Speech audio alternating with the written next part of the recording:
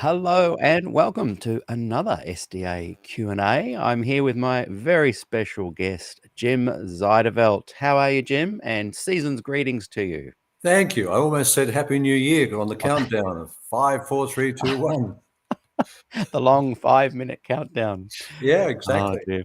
I've got a shorter one, but it does take me a little while to press all the buttons and connect us to all the different places we're going live. And so it's a Well, nice you're little obviously not quiet frightened time. by technology, whereas I tend to think, oh, what's What's next? going on? Yeah. I'm not frightened by it, but every week it challenges me. Okay. Hey, really great to have you here. Isn't it funny? I'll just share with those that weren't watching last week. We tried to have our interview last week, Mm-hmm. and we were having some audio problems at the Mongolian end. You were in Mongolia, and then I got a mess. And then you said, "Hey, how about an option is we do it next week? I'll be in town."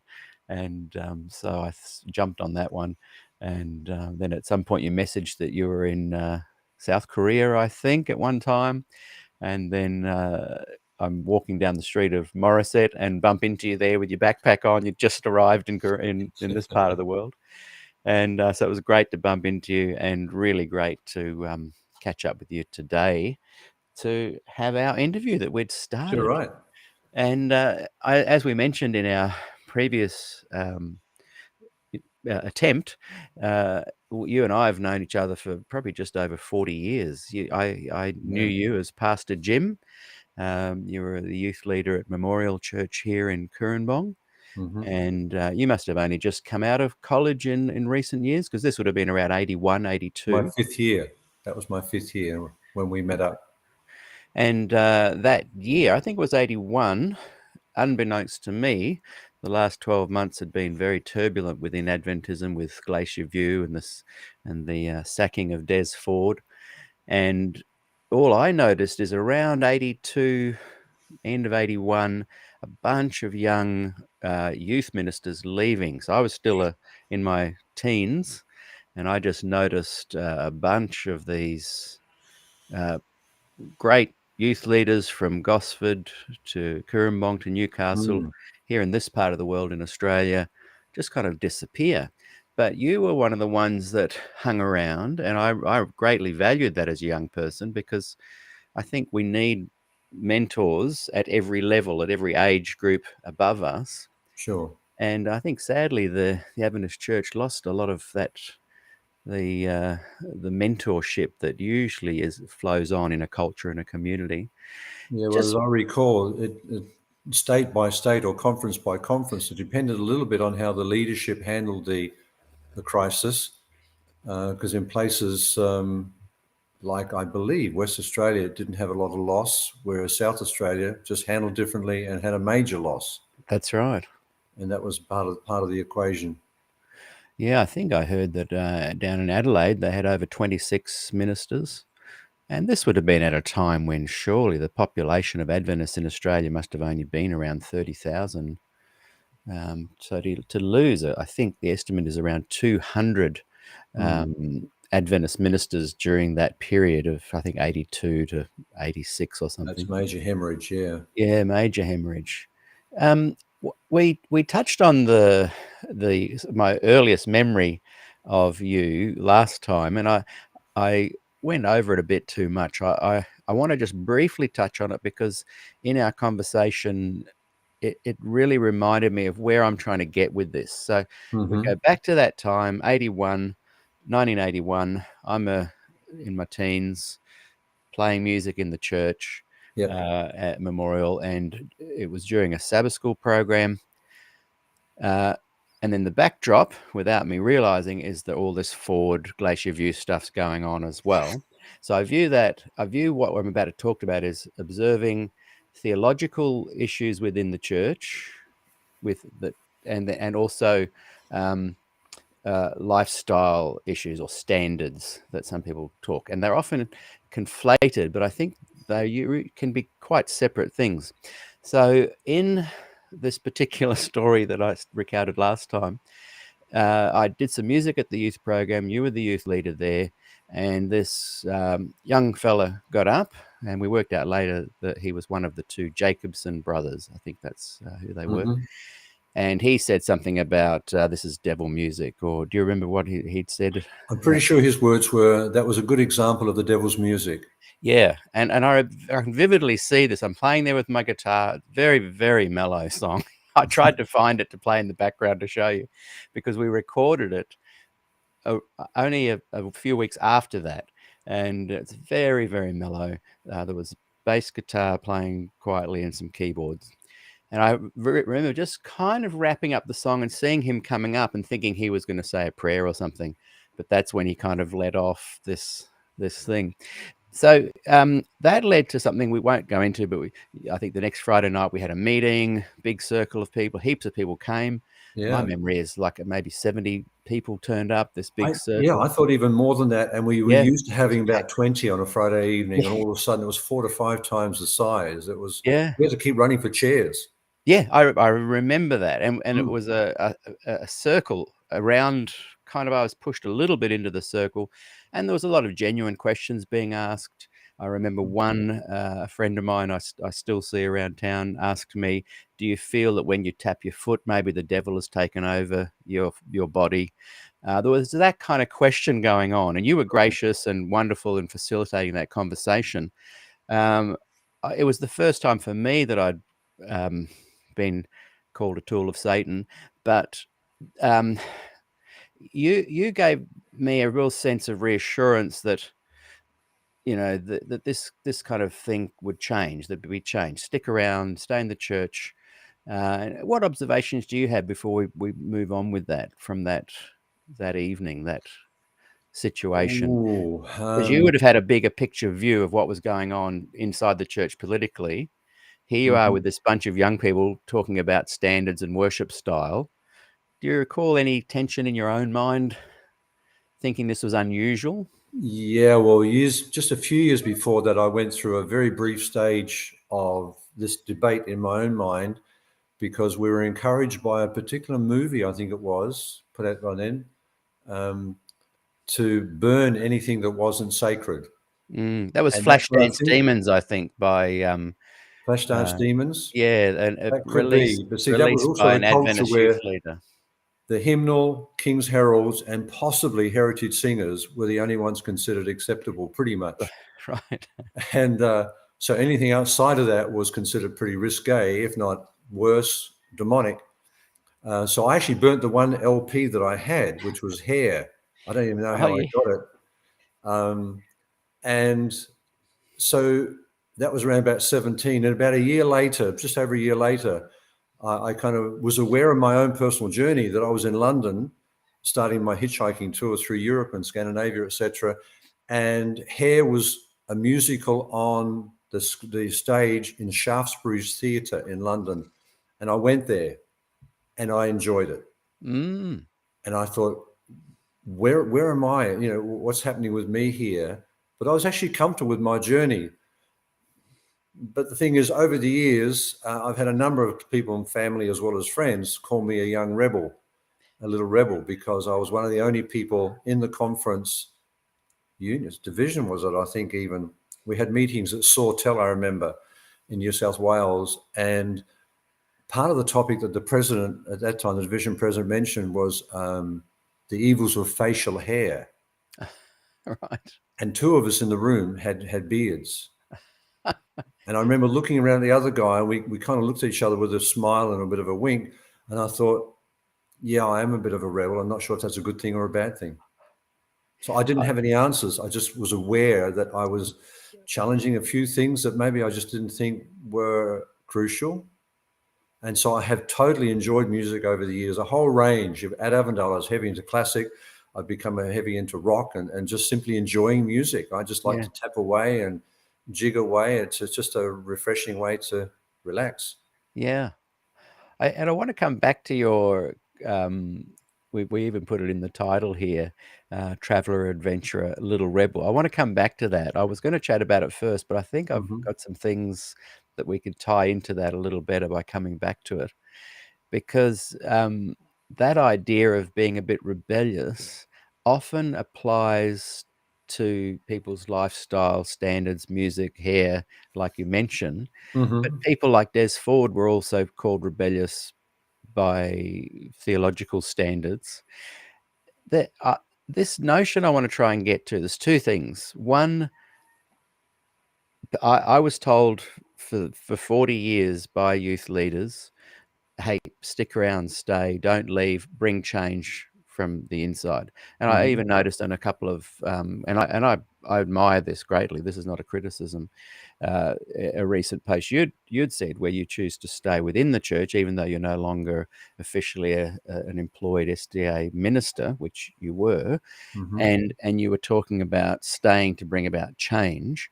What occurred to me is that when people told me change was coming, I think they were referring to more these standards and lifestyle things. So I want to talk a bit about that. What Mm-hmm. does that mean when you encourage young people to stay because things are changing?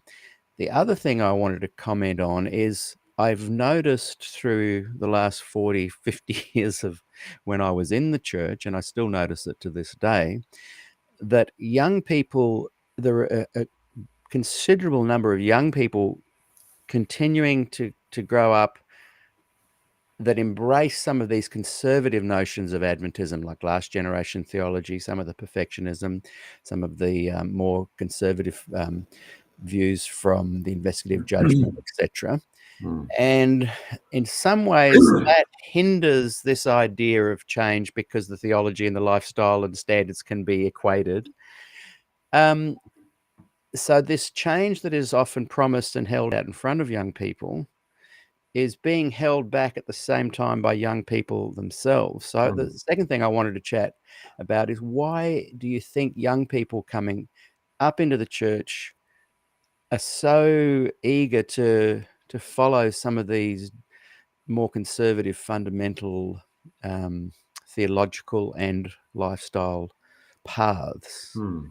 So that's a bit of a chunk to chew there, but I'm interested in just Right. exploring your thoughts on that, because you have seen that whole gamut of time. Sure. You and I have been there. I was a young person when you were a youth leader, and it seems to me that this loop of young people falling for some of the conservative, perfectionist, last generation views has been looping constantly since I can remember, and that change hasn't happened in theology or standards really in most churches as far as music and worship goes.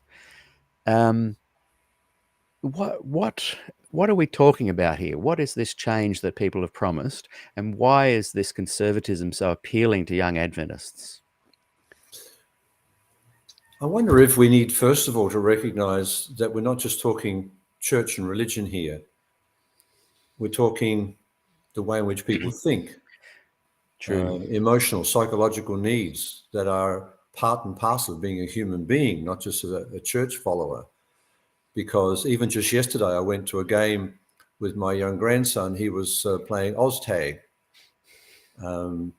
And I noticed some of the adults on the side were only focusing on the score. Whereas Oh, yeah. Corey and I, we were sitting there and we were encouraging the play, Yeah. right? Yeah. Getting And even involved though, with the sorry, process, enjoying the process yeah, of just the enjoying the game. process. Yeah. And I think that that's actually a human thing, not just a religious thing. Mm. And so some people, whether by personality, because of a lot of years through my ministry and others, I did a lot of seminars, and I used to come back a lot to what I call the personal filter, that everything we see, everything we think and feed outwards as well, but whatever we take in is filtered by something which I call personal filter. And that includes birth issues like personality and so on, and upbringing, teaching, life experiences, traumas, all those things now filter what comes in, but also what we send outwards. And so I think it's possible to say that some people are born or develop anyway, a very conservative filter, and others, and I put myself in this camp, have more of an open-minded, if you like, or a progressive kind of filter that allows more in rather than filtering very strongly what comes in. So I don't think it's just a religious thing. Yeah. But within the Adventist church, I think we have, we definitely have that spectrum of very conservative thinking, which includes what I just mentioned about music-wise. The hymnal was the only book we used, basically. And some places I've been to lately in my travels, I think, oh, are we still there in this church? Like in Holland. And whereas in Mongolia, where I'm going at the moment, and we'll do for many years yet, I believe, a lot of the songs they sing there are choruses, because it's a very new Adventist dynamic in Mongolia. And so the book they've got together has got quite a few hundred songs, but a lot of them are actually choruses, which I enjoy. Not the old hymnal translated into Mongolia. And so, yeah, I think that I'm just mentioning about the spectrum. I think some young people develop or grow into a culture and a home, and maybe the Jacobsons would have had this, because I do remember their dad to some degree, a very conservative man, and that becomes a part of their identity. Because when we think about the fact also, if any of you guys who are listening follow with psychology type training, then Erik Erikson features a little bit in sociology, etc., with his stages of development. And the teen years particularly, he dubs as the identity versus confusion period, in which we're searching about who we are. And that's why a lot of young people tend to move away from the family as their already established identity, and they associate more with their peers, trying to find out, well, who am I in the wider world? And I guess that kind of thinking goes along with the culture of the family as to whether they develop more with an identity of conservatism or develop an identity of a questioner and a more open-minded hippie type thing. Yeah. Yeah. So as let's go back to young 16-year-old me, and you're there as the youth leader. Mm-hmm. When you were offering that support of, hey, we value what you're doing, stay, change is coming. What were you thinking you were offering? You were offering me an encouragement. What was the change? I interpreted it back then as this change. People will be more open to more contemporary styles of worship and music. That's how limited I was, and that people could wear beards and those kind of things. Were you also? So what change were you expecting to see happen that would benefit me? Well, not just me, but the young people of the time that were more liberal progressives. I think the need to be open-minded. Whether I thought of that in that exact term back then, I don't know, because I can also remember a time, same era, coming back from Kurri Kurri, where we did a youth event at the local church. Stinking hot day driving back in several cars, and by the time my car, which I was driving, I was last, came up to a little place where there was a creek, I noticed the cars had all pulled over on the side, and the young people had gotten out and were actually splashing around in the water. But interestingly, the two sons of the then senior pastor, who was my boss, my immediate boss, were standing on the side, still fully dressed. And I recall thinking, I can see why they're doing that. I can kind of see where these two are coming from. But at that point, I took off my jacket and I went splashing in the water and got totally wet in my suit pants and everything else, and enjoyed being cool. And I think I learned over the years, because I've done a lot of summer camps where we debated, do we go for a swim on Sabbath when it's really, really hot? I've been 40 odd years in Pathfinders. Do we go hiking on the Sabbath? So maybe just the places I ended up ministering in, like Pathfinders and so on, youth work, kind of stretched my thinking to not just what we might think theologically, but what was also practical, like going for a bit of a dip on Sabbath, which has been a debate many, many times in my fairly long career. So what was I trying to achieve in young people? I think probably an open-mindedness to we need to do what works, not only stick inside a particular box that doesn't necessarily translate into practical living. So at that time, and I love how you've said that, and I see what you're saying now, because if you're more open-minded, you become more accepting and less judgmental, and you allow for some people to maybe have a splash and some people to go, that's okay if you're on the side if you don't feel comfortable with it. That's what a more open-minded sort of leader and community, and I think you were offering that to me as well. At the time, you would have been fully cognizant of how restrictive, how dangerous your job was if you spoke too much. Say, for example, in support of Des Ford, did that? What gave you the confidence to tell the young me? We're using me as the metaphor of the All right. all the youth of the time, where the other youth leaders were also giving the few that had remained were giving young people this message of hope that things are going to change. What gave you the confidence to tell the young people that things were going to change? That there was, what was it? Just a natural sense of positivity, or did you see empirical data that lent itself to suggest things were moving forwards? Because out in the rest of the world, things seem to move forwards with that regard. That's a big question. And I'm thinking, my mind's buzzing around at the moment because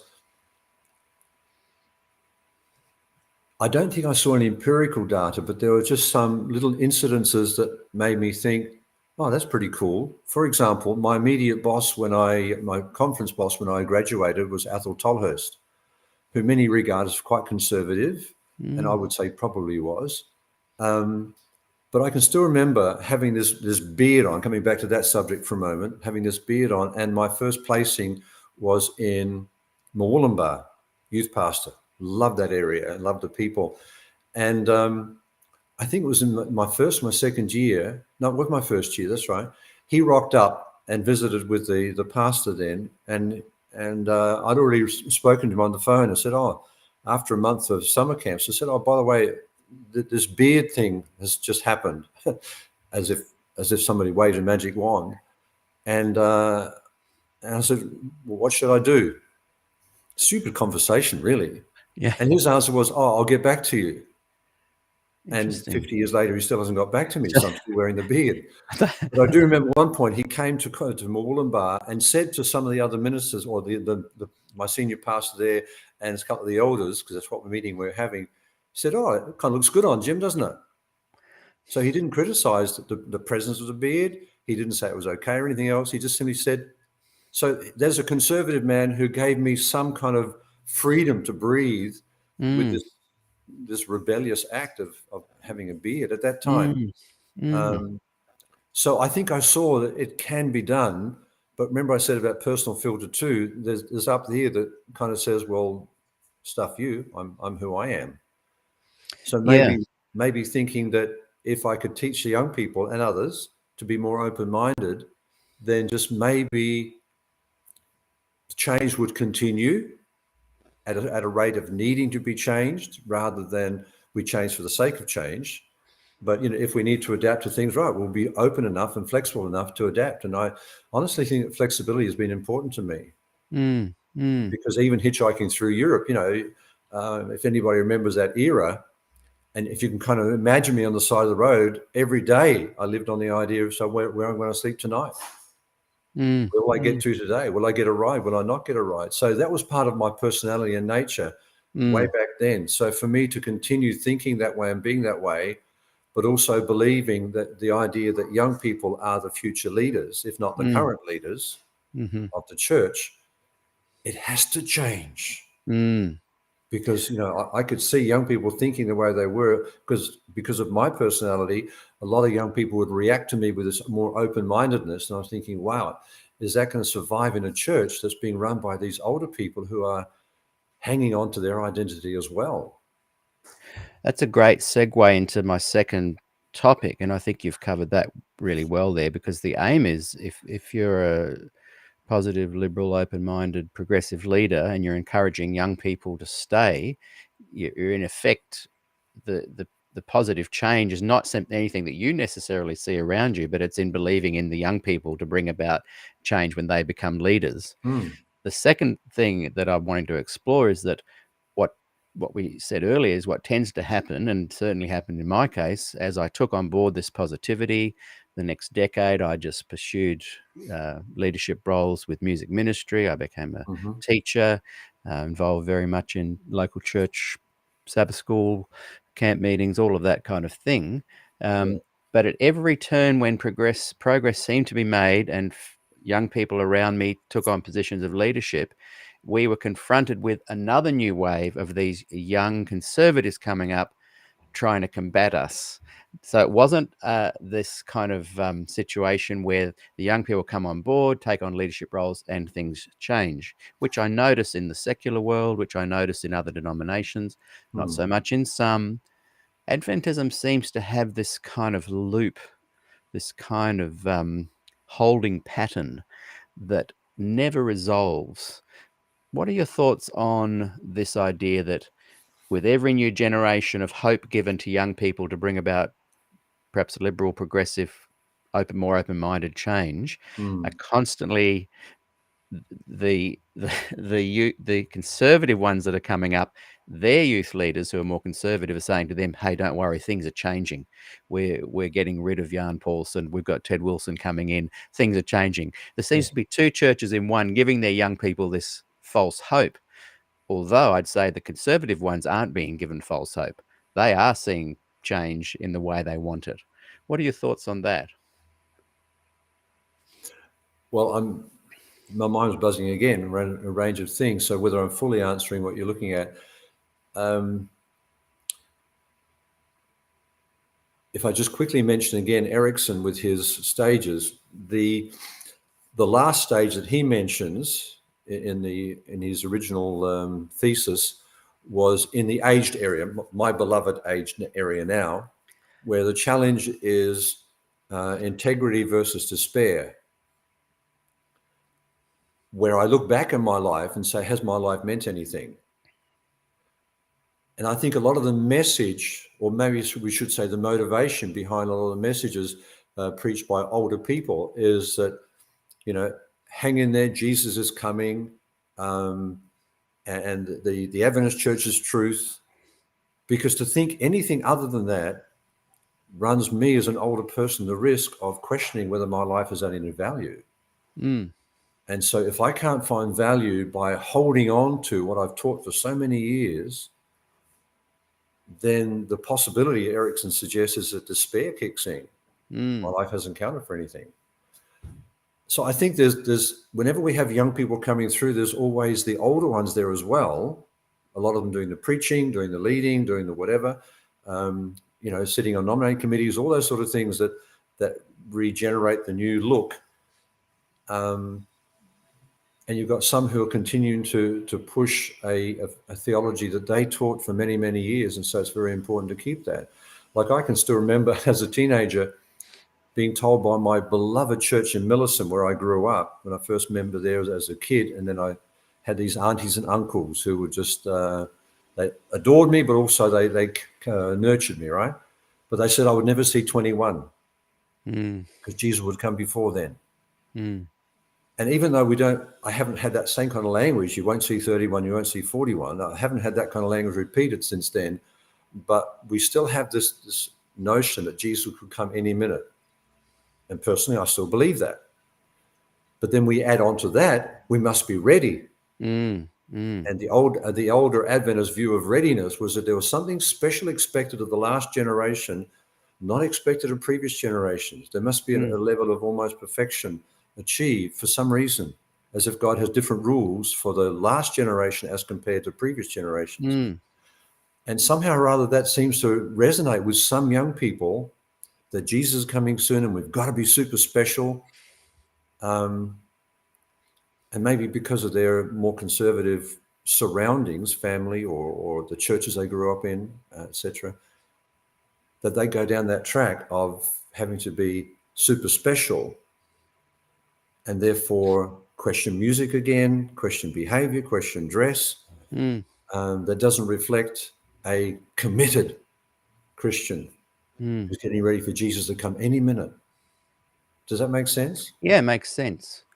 I think, again, using myself as this metaphor example of a young person growing up and becoming an adult and now being, at the end of my working career, few years away, but, I can see it coming. I then went from the 10 years after having you as the local youth leader and going into the 80s where there were hardly any real youth leaders and a lot of young people. A lot of my friends left. A lot of us stayed because we really took on board this notion that things are going to change. Mm-hmm. Through the 90s into the 2000s, we took on roles of enjoying church community. There was a time period there where I sang at as many conservative churches as I did liberal progressive churches, and I loved every minute of being a part of both.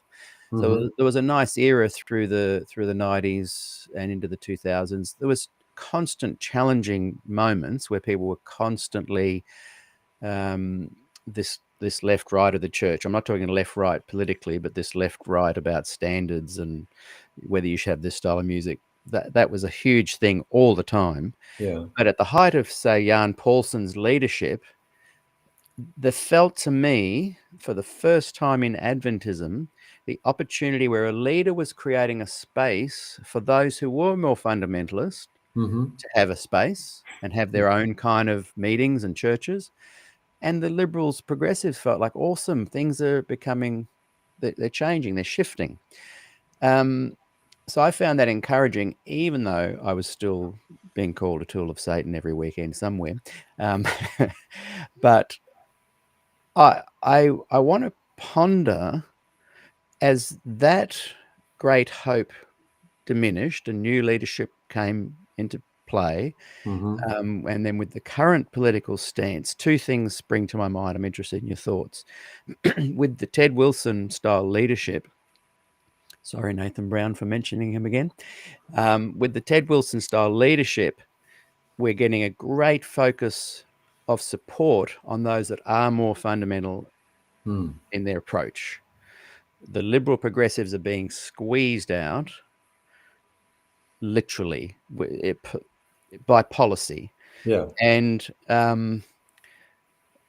those who remain seem to be offering a lot of hope still to the young progressives and to the liberals. I certainly have that a lot on my interviews, and people write to me and affirm that no, hang in there, be positive still. In the light of that incredible flip, where the church seemed to be heading towards this place of allowing space for both sides, generally speaking, the both sides, Mm. and in light of the fact that the more conservative leadership has come to play, and in light of the fact that the liberals who potentially could help speak up about this, hey, let's accept each other, and aren't, and they're remaining silent, why would you still say to someone, hey, look, stick around, I want to bring about change within the church, let's do it together? What things are, after 40 years, still giving you that sense of hope? I would think, to answer that on this angle, that I don't look at Ted. He's a long way away. Even if I was living in America, he's still a long way away. I don't even look at the division. To some degree, I just learned not to even look at the conference so much, because sometimes I'd have differences with the conference leadership in one way or another. I think probably what happened for me is that after realizing I was counseling quite a lot in my ministry and feeling a little bit inadequate in the first few years, that I then did a master's at Massey University, and pretty much the same year I started that, I got an invitation to join about 30 others at Avondale doing a Loma Linda master's. So I did two masters simultaneously between 87 and 91. I think my focus, instead of becoming, or being rather, conference-wide, became more a church focus. So I learned that there are things I can control and there's a ton of things I cannot control. So I can't control how the conferences run because I wasn't invited on committees, or when I was, because I was a conference leader for health and for family for a while. I'm still only one voice amongst many others. So it's almost, I think in my head, as in answer to your question now, as I'm reflecting on it, that my focus became more the local church. Right. And how could I work with that single body of people, but more particularly, how could I work with the person in front of me? I think that was always part of my thinking, but more particularly as now a trained counsellor, and thinking more sociologically and psychologically. I was thinking more, how am I dealing now with this person in front of me? And whether I was thinking deliberately this way or it was just part of the package, that if I help that young person to think for themselves, to know how to question, know how to think, then just maybe whatever happened in the future, whether they felt they want to stay in the church or not in the church, they would make it for good reasons, good decisions, good thinking processes, rather than just reacting and running away from something they weren't too sure what they were running away from. There's a little statement I've just picked up the other day from Beck Hamilton, who sent me a meme, or put on Facebook a meme. The more I learn that I have more to learn. Yeah.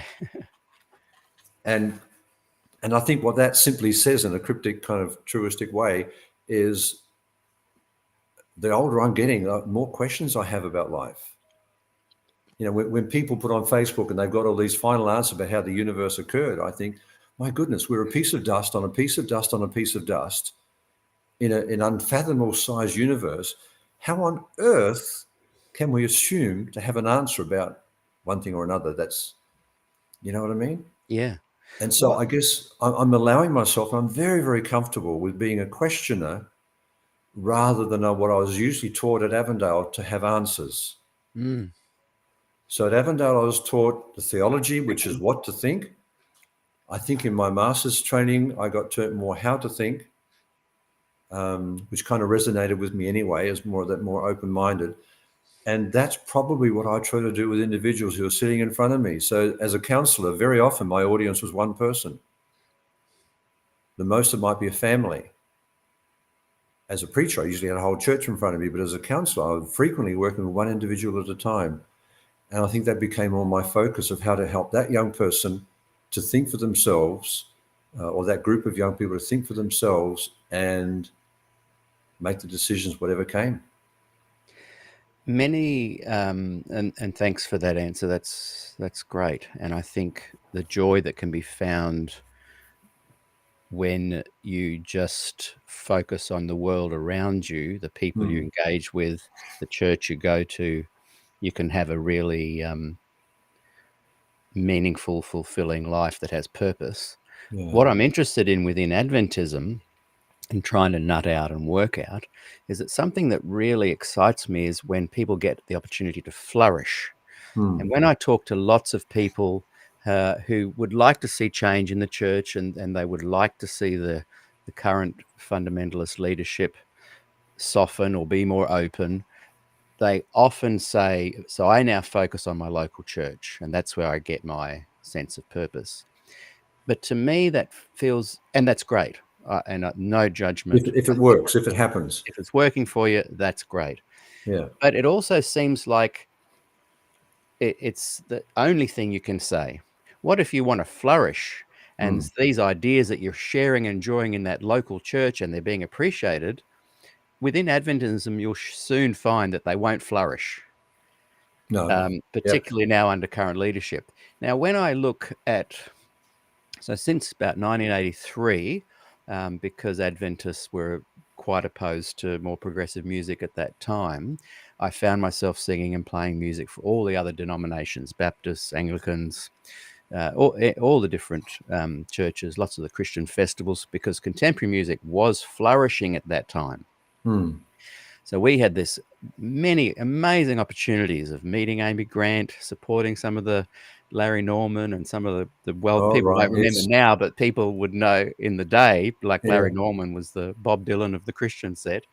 And we met and played with and flourished with our contemporary music in these other denominations.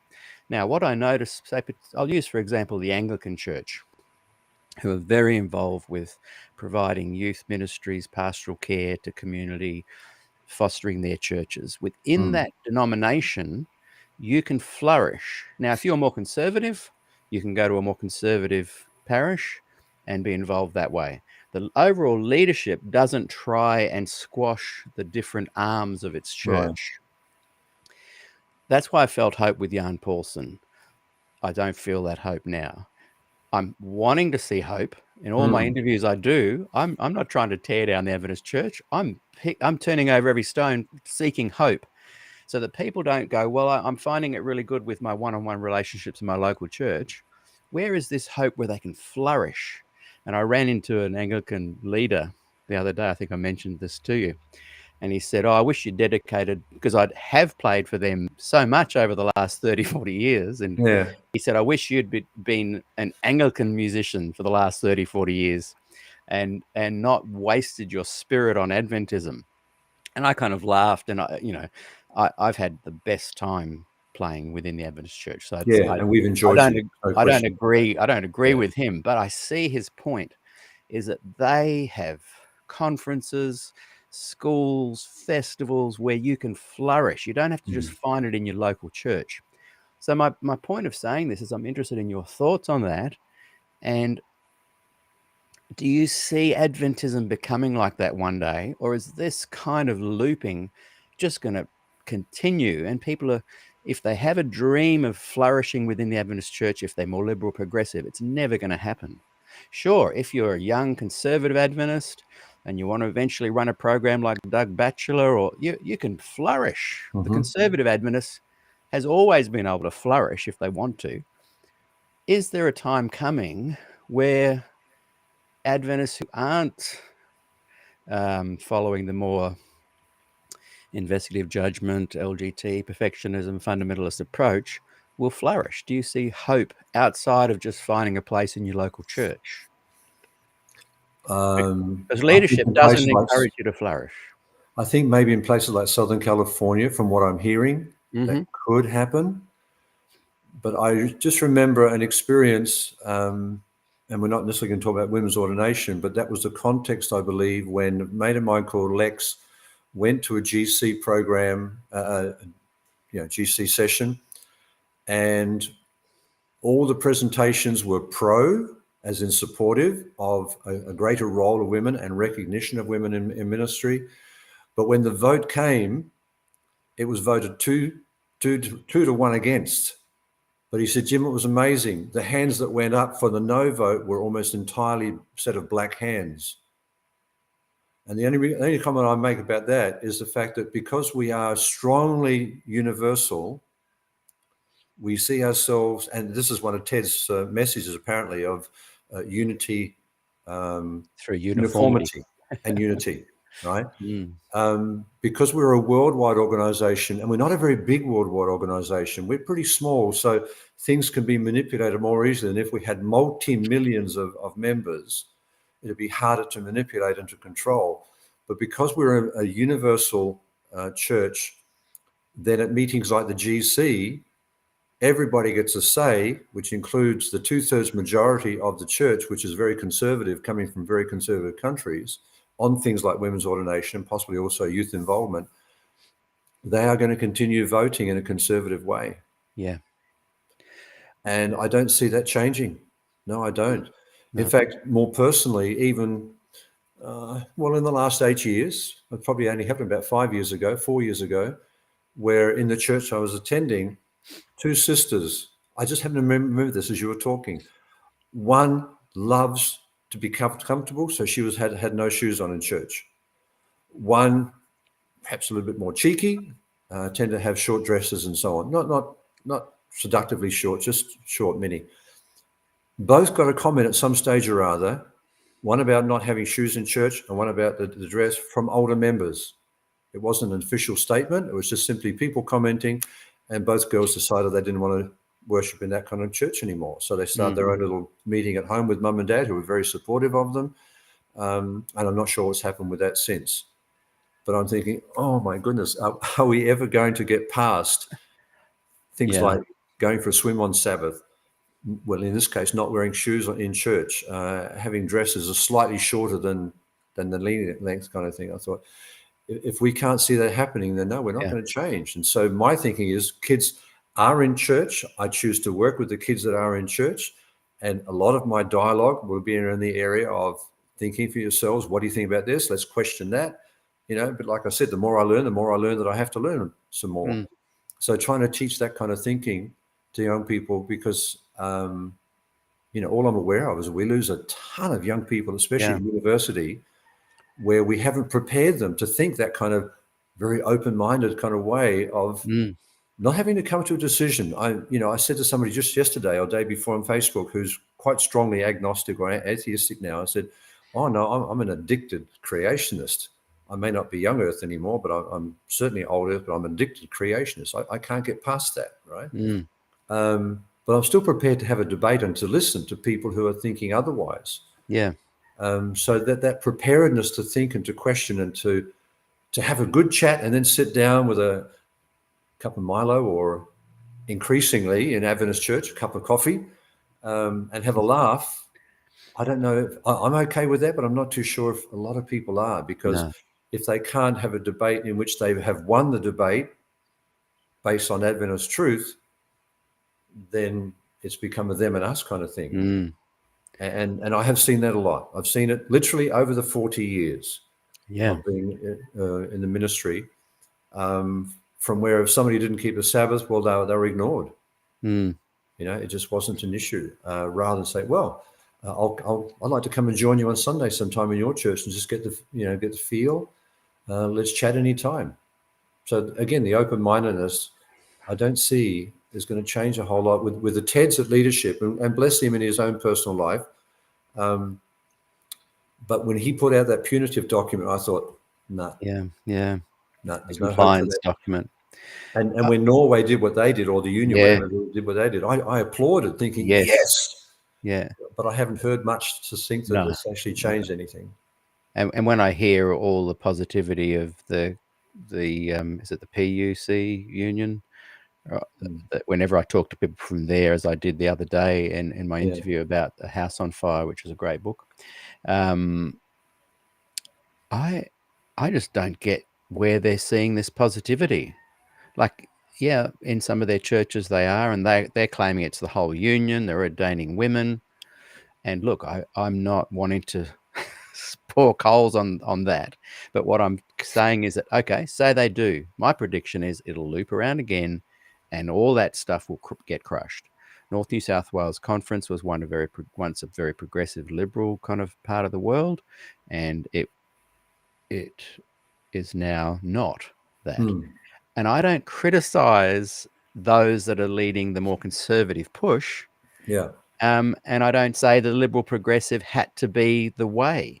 What I'm seeing in Adventism is a loop that goes on because the leadership doesn't make a clear stand. I believe that they're culpable for generations of young Adventists not flourishing, leaving the church, becoming despondent and disappointed, because I think, in my humble opinion, that leadership needs to realize if a movement gets big, it has to allow for diversity. There's no other way. And Ellen White set up the unions with that in mind. What are your thoughts on Ellen setting up the unions like that, and how it's so clear that would benefit the world church, that's just not being respected? Well, you're talking to somebody who is a fan of Ellen White. She doesn't have to be perfect for me. If there was plagiarism at the time, doesn't worry me. You choose what you plagiarize, especially in the 1800s. All that kind of issue is not an issue for me. I just found so much blessing in her writings and so much common sense in her behavior, in so many things, that I still remain a fan of Ellen White. And somebody wants to debate with me about whether she was a prophet or not a prophet, or perfect or infallible, whatever, that's for further down the track. Right now, I just really appreciated her ministry in my life over the years.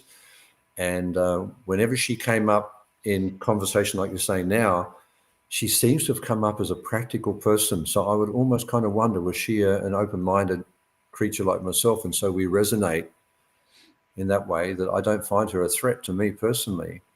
And the fact that she would do that doesn't surprise me, that she would recommend a more of an openness. I still think a little bit, though, it comes back, Peter, to the idea of the Adventist Church is a smallish group, and we've come from a culture or belief that we are God's last movement on earth. right? Mm. And that's more part of the conservative package, that we are God's last movement. We have the Sabbath. We have the Yes. truth. All right. This is good. This is the core of it. Yeah, and I think unless, in fact, we protect that, then do we question God's leadership in our church? Have we been called out properly? Have we lost that? And so I still think that there's a lot of that last that end time message thing. Like I was told, well, I was taught to do that at Avondale, even with the wonderful influence of Des, a wonderful friend of mine. With salvation by faith, we still were taught a works-oriented ministry. And I understand that from the angle of, if you're going to work for somebody and get paid, you've got to work. But it was more than that. There was very strong a work focus within the ministry as far as salvation was concerned, how we behave, what we could wear to represent God properly. And so, yeah, I had issues with music. I used to play up front a lot with the guitar, and I mostly good choruses. But a few times I would get comments made about, can we have a decent song out of the hymnal? So, yeah, it has been right there through. And I honestly think it has a lot to do with the initial belief that we are God's last remnant people, and therefore we need to be unique and special.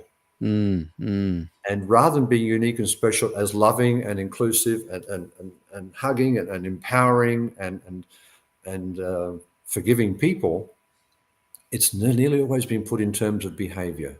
Even when the young people at Caboolture had their new place set up for themselves to meet, the church members did a great job, and they built this extra room for the young people, the youth. And then the youth created or found an acronym which was about Jesus only. That was the message of it. But the acronym was the word coffee. C.O. right? And it was on the Yeah. wall. And I thought, I don't like coffee, but I can live with the acronym, but I don't know that everybody else is going to. And it wasn't that long before it got removed. Right. And I thought, okay, so conservatism was one again. Yeah. But the interesting thing is, what I found crazy is the same time that acronym got removed from the wall, I hear constantly people saying they can't start the day without the cup of coffee. Yeah. Yeah. So I don't know. I think it's possible to have a stand and yet to even go against that stand in your own personal life without realizing you've gone against the stand. Yeah. Yeah. And I think too, the heart of this part of the conversation about this distinctive remnant, something special, the young people that are being told and taught by inspirational conservative leaders, again, just generalizing, they get excited about this. This is a remnant, there's something special. So they look into the sanctuary doctrine, they explore it, they learn it, and they suddenly realize that if you are to stand before the throne without an intercessor for a brief period of time at the end of your life before Jesus returns, and you have to live without sin, and I know people say, "Oh, that's not going to happen," and we don't really believe in perfectionism. Fine, I'm saying there are people that do, Still and say young that, people embrace it. And when they do, they then see anyone that's maybe questioning the Sabbath and how far up you go in the water on Sabbath, and the facial hair and the clothes and the mini skirts and the music you listen to suddenly become important, because if you're a remnant church and you've got members that are reflecting all these kind of sinful nature attributes, Yeah. they want you out. So I remember talking to Larry Geraghty. I think it was him and Fritz Guy. A fascinating interview if people want to watch it in season 2. I can't remember the number. And Larry, when I said that to him, he said, "Yeah, well, they might want us out, but our fence is a little bigger. We want to include them as well."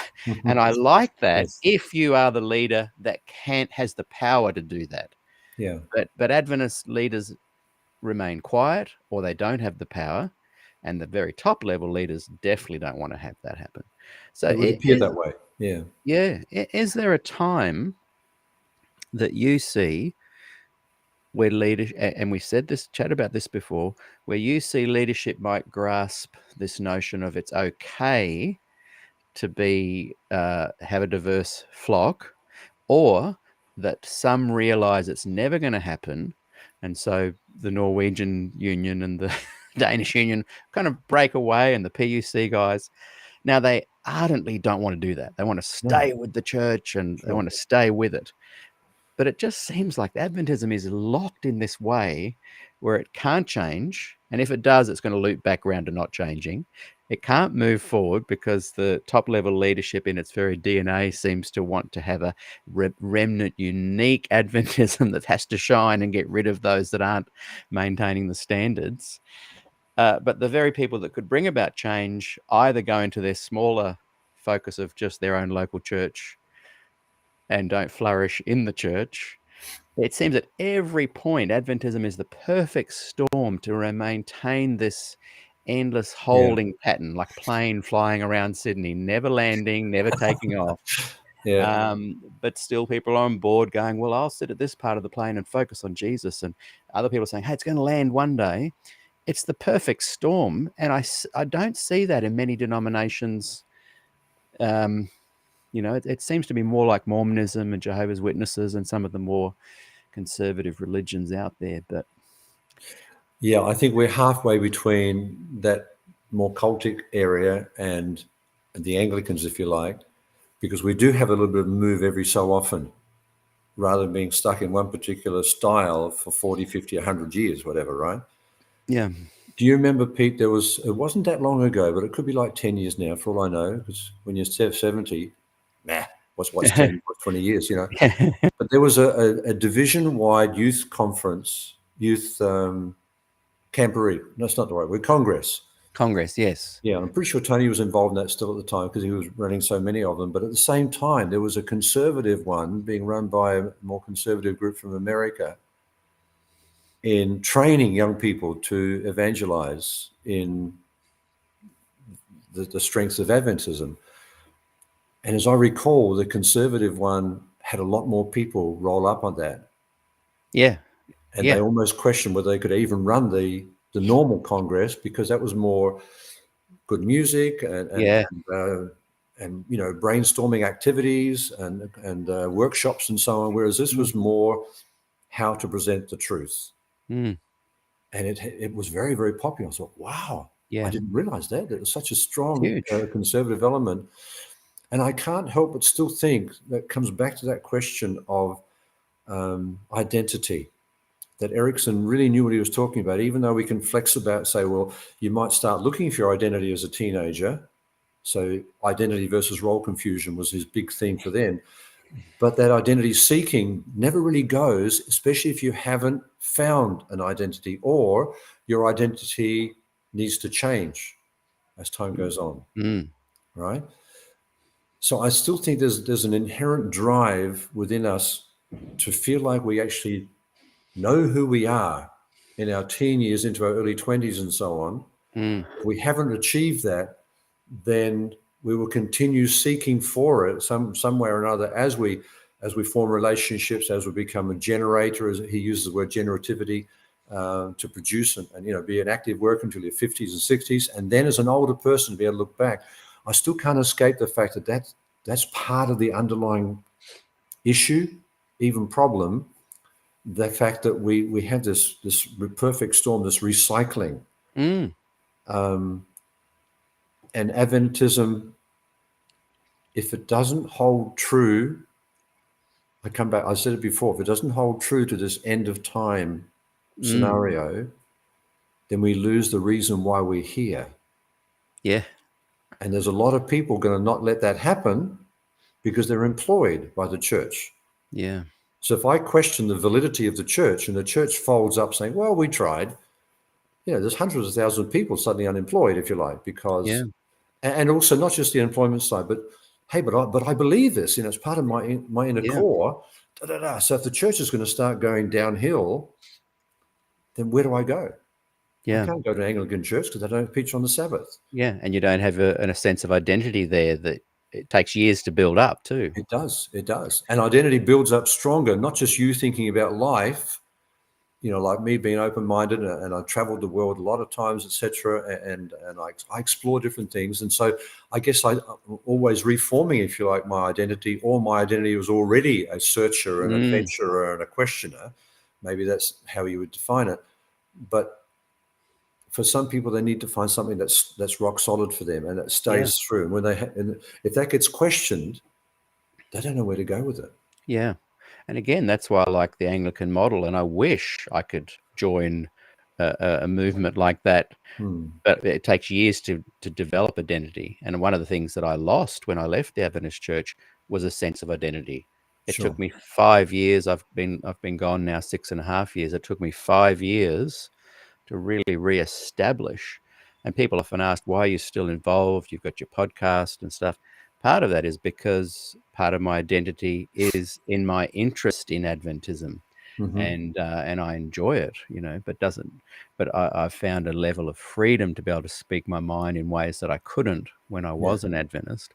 And as I've said many times, if it wasn't for being an older father with the younger girls who will grow up and say, well, why are you saying you're an Adventist? But, they would question my identity, authenticity. So I just had to leave for me. Right. But I admire people that stay. But you may sense in watching my interviews sometimes a frustration more with the liberal progressives than the conservatives. So, for example, and I'm only mentioning the name because not in any derogatory way, but someone like Blair Lemke, who is a young man. He is working for the church in leadership capacity. He believes in certain conservative things, and I respect him for that, because I don't have to have a conversation that frustrates me. I don't get frustrated by him, because I can say, well, I don't. He gets frustrated with me, no doubt, but I can listen to him talk and I go, I don't agree with that, but I know what you believe. And so I can live with that, and I can have a conversation with that, and I can push or let go or agree to disagree with someone who's that defined. I feel the same way about Ted Wilson, but my biggest frustrations come with mostly conversations with liberal progressive Adventists who seem to be able to just live within this kind of cognitive dissonance in quite a happy way, which I couldn't do. But I did do for all my life. I was fifth generation Adventist, so I definitely did do it, and I was able to do it. And maybe if I hadn't had the girls, I'd still be doing it. But I get frustrated with this kind of hope that the liberal progressives have, in spite of the evidence to the contrary, and they have to lessen their world so much while still engaging in the world so much, but in such a compromised way. It seems like they're having to compromise. Yeah.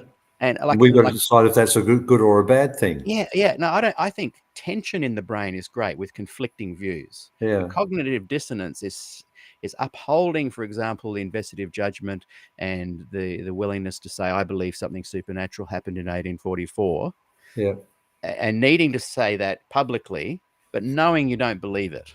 And I would say, of my 86 interviews in season 2 with scholars and academics and high-level leaders and people that used to be high-level leaders, I would say 70 to 80% of them don't believe anything supernatural happened in 1844. They don't believe Ellen White is a prophet equating to the prophets of the Bible.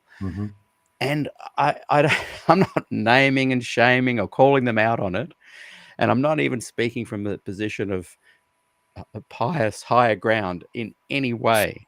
But for some reason, I get frustrated that they don't see that. Isn't that conflict somehow going to bruise their authenticity? I don't know. Because, I mean, I'm not saying we should all speak our mind. There's lots of things I don't say out loud and what I believe here and there. There's lots of things you don't need to say. And I've got total respect for people that don't believe in the investigative judgment, but still are publicly working for the church. It's more just, I wonder why there isn't a drive to bring about a church that literally allows for the diversity. And then I think about the Blair Lemkes and I think, I know why, because you believe in a distinctive Adventism, which actually Ellen White did. And in many ways, the birthright of Adventism is theirs. But the liberal progressives won't ever leave, so there's not going to really change anything new. And they're just left to this, well, we're building up hope, things are changing, awesome, pushback. years of suppression. We're building up hope. We're building up suppression again. I don't know. Yes, that's it. Just, Frustration's not even the word for it. I don't even really know what I'm thinking, but I just know that whenever I talk to liberal progressives, yeah. I feel something ill-defined that I don't Yes. feel when I'm talking to conservatives.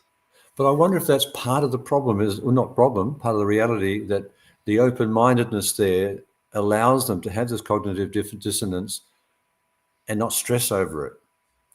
Because the way I'm thinking for myself there is that not only during the ministry, but even now still, the little church I attend in Mongolia, I don't understand what's going on. I don't understand any of the language at all.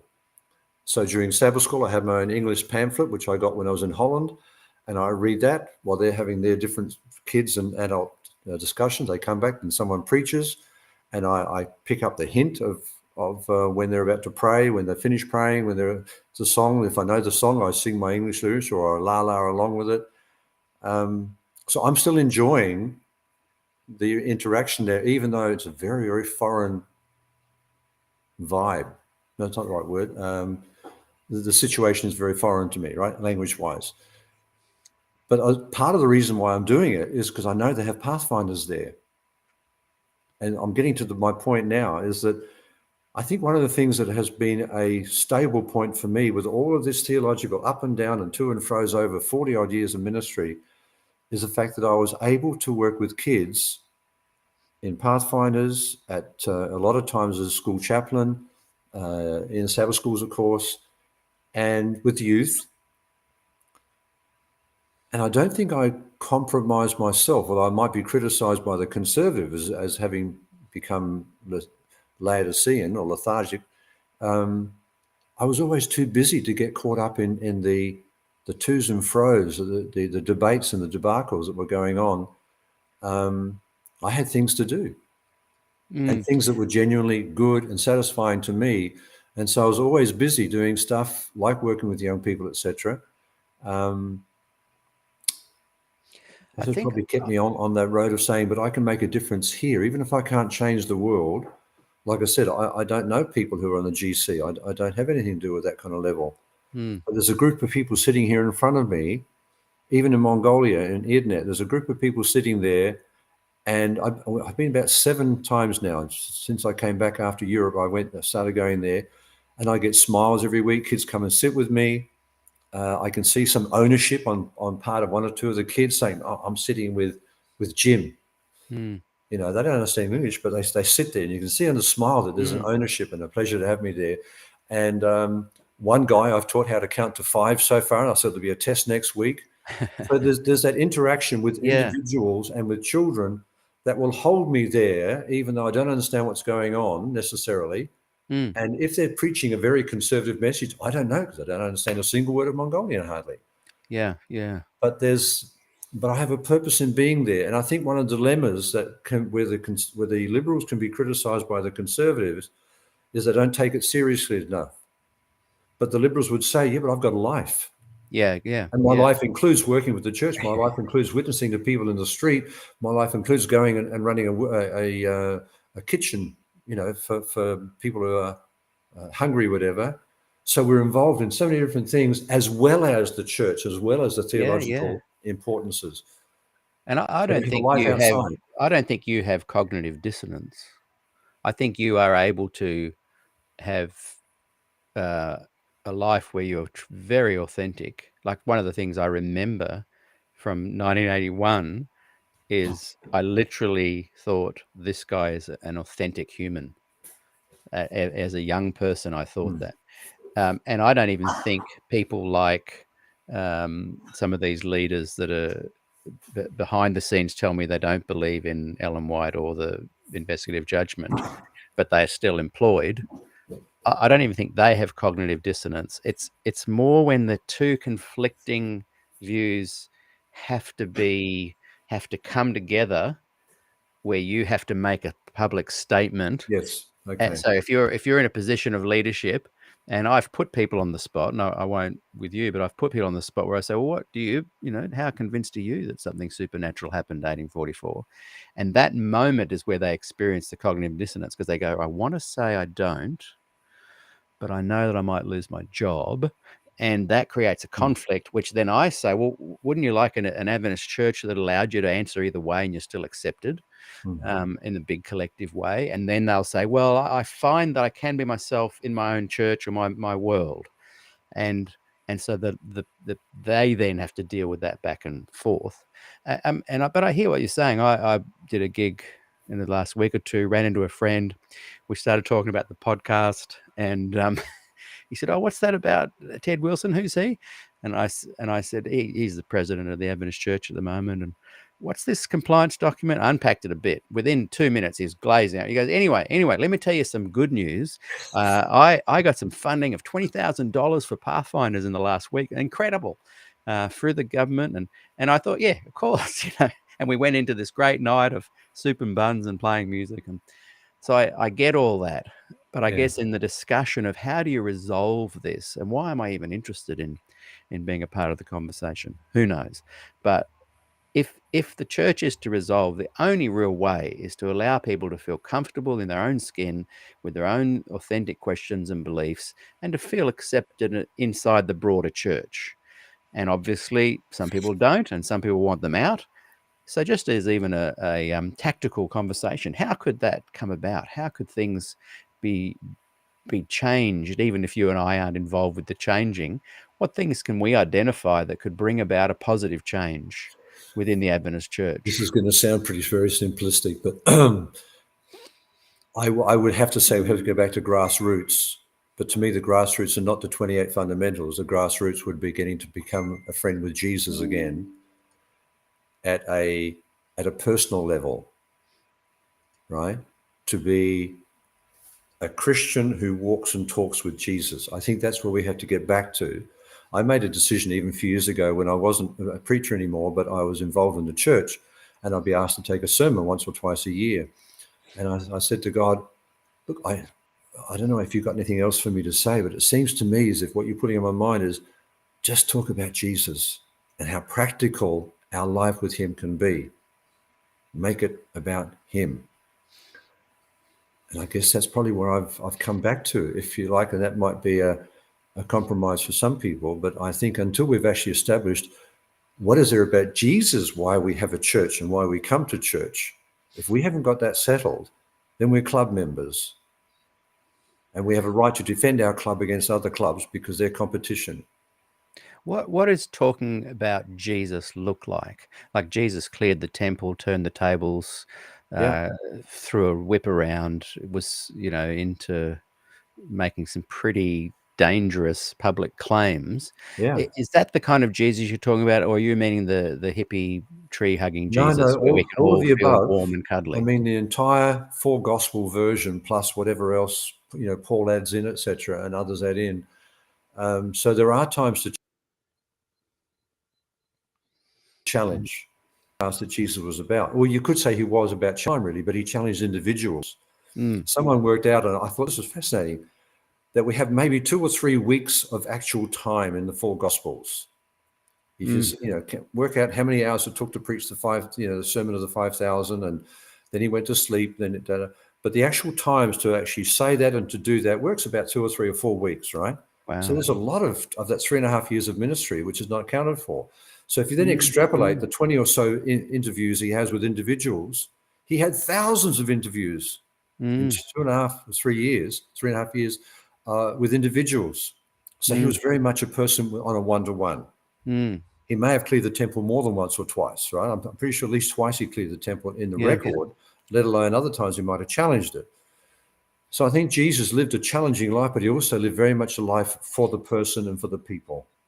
Kids used to love to come to him for stories. That's included in the scripture already. That only happens when you get the confidence of children. Children don't automatically go to strangers. I've seen that time and time again. But when you spend time and you give a smile, when you have some place of hide and seeks, or you spend some time telling a story, you build confidence of the child. They can trust you. That's when they'll come to you. So Jesus was very much a people-centered person. And I believe in that he must have had times also when he allowed for differences, because the people he chose for his disciples were a strange bunch. Mm, You know, they weren't all straight Avondale graduates who believed the 28, as it were. mm. Not at all. So, yeah, Jesus did challenge, but he challenged more particularly those who were against the people. Those, Mm. like the leaders who are making Christianity hard. He challenged that kind of stuff. But that's what I Opened guess up what I'm I guess that's what I'm saying, because people often use the word "let's focus on Jesus" as a euphemism for having a life that's not confrontational. Not you. I'm not speaking about you. But for a lot of people, it's like, okay, this is how I can kind of get away from some of this stuff.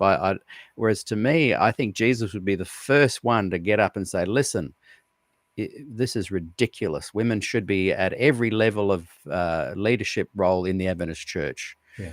Forget the word ordained, every level of the Adventist church."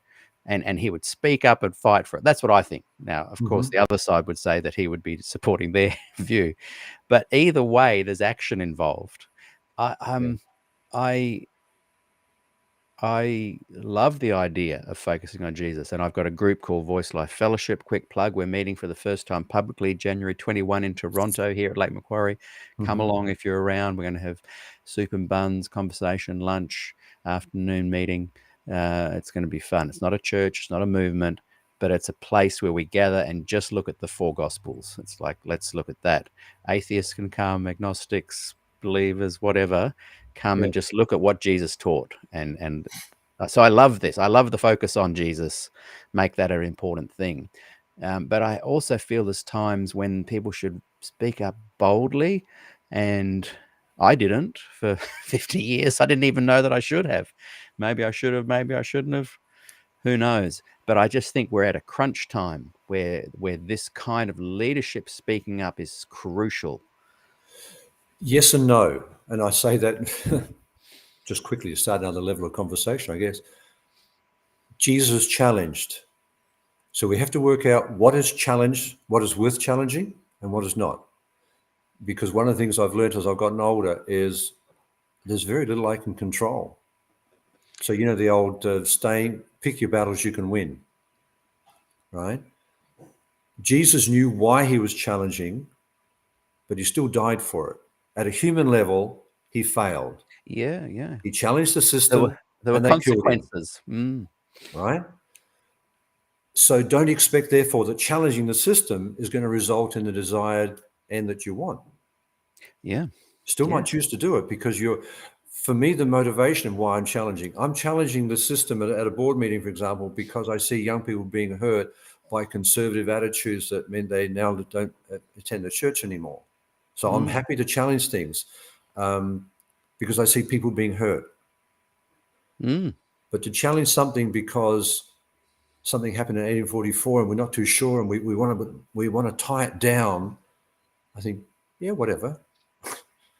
But if that's the distinctive that attracts the conservative young person, then it suddenly is a significant conversation. And I'm happy for them to believe that. Just be very careful when you're trying to say, I have to believe the same thing to be your friend. And that then means that the leader following the Jesus challenging model would be, and not only that, let me help bring about a system that allows for you to do that, and for those who don't, to also do that.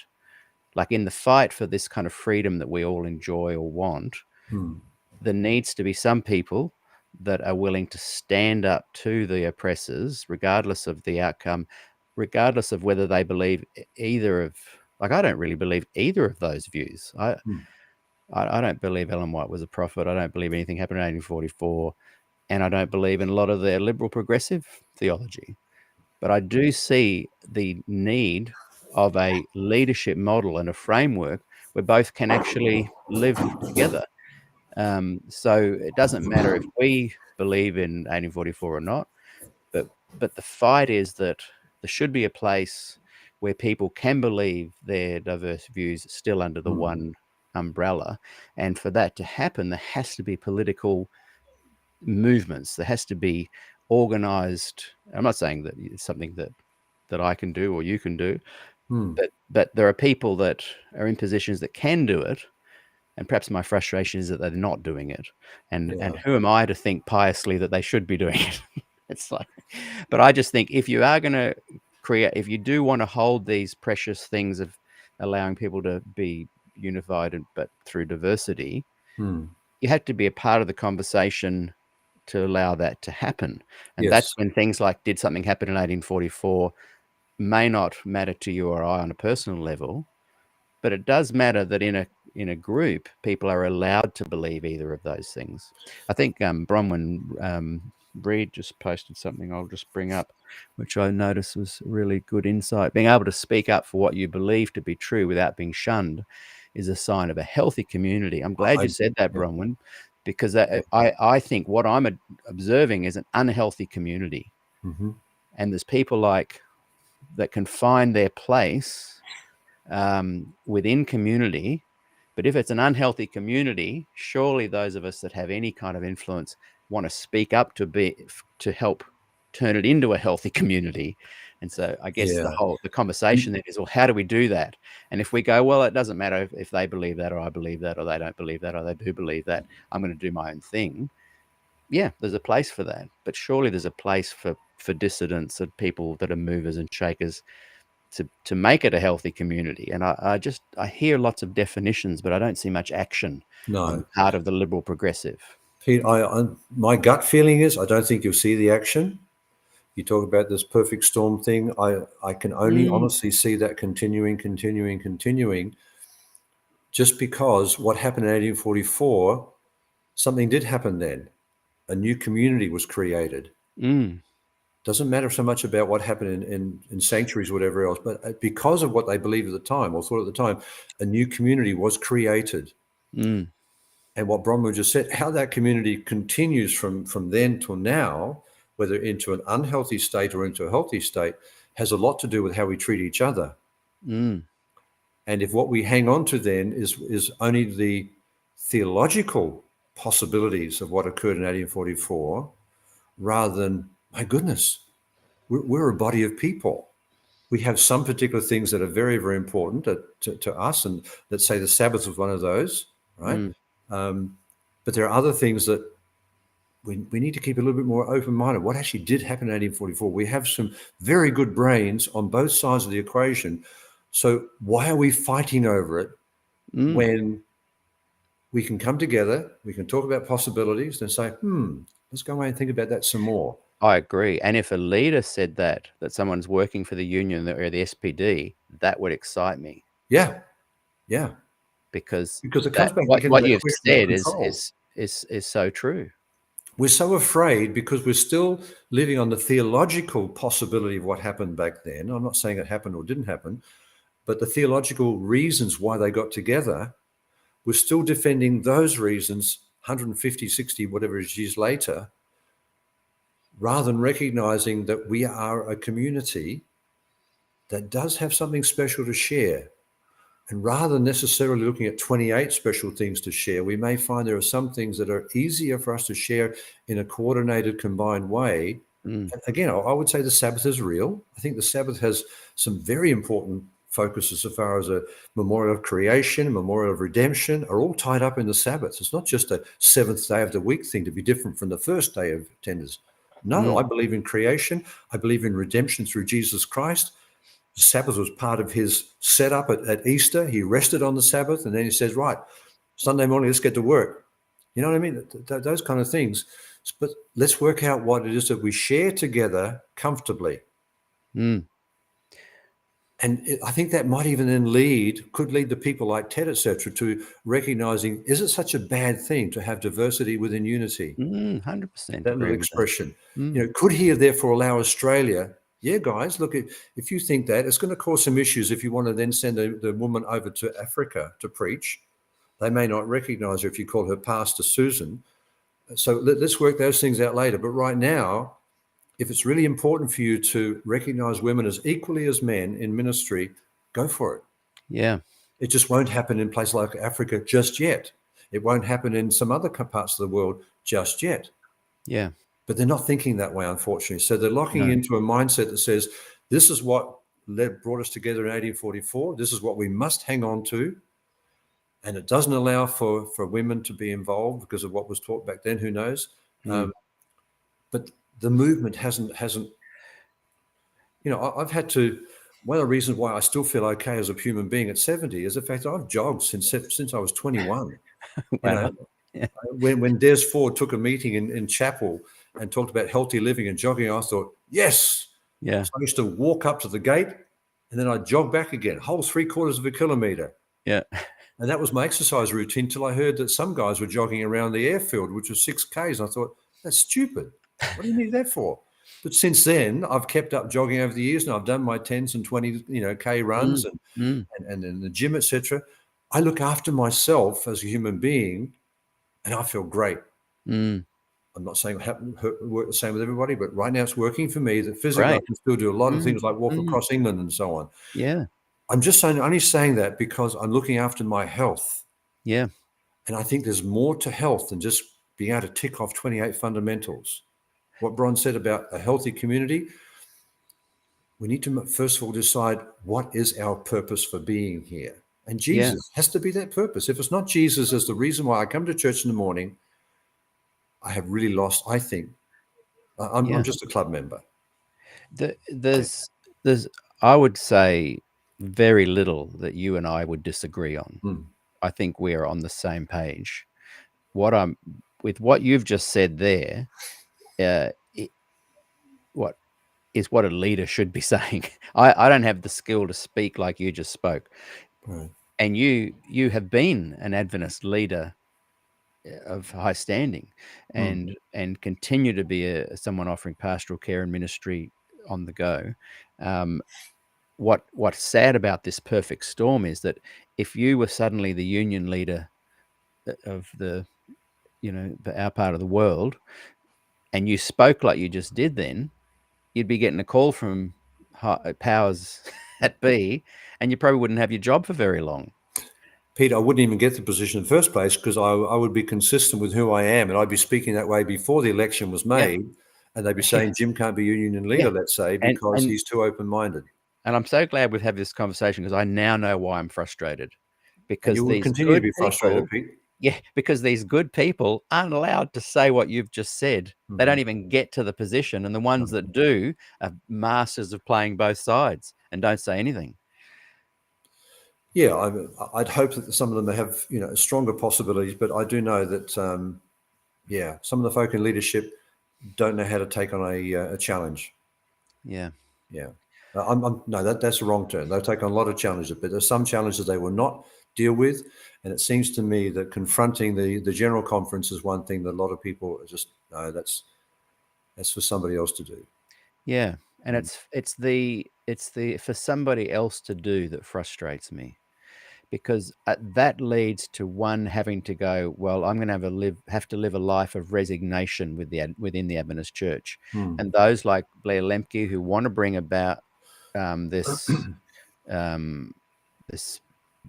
kind of resurgence of more conservative Adventism, they get frustrated because the liberal progressives are just nipping at their heels, so they don't get to be fully flourishing. They're always having to go, oh, here we go again.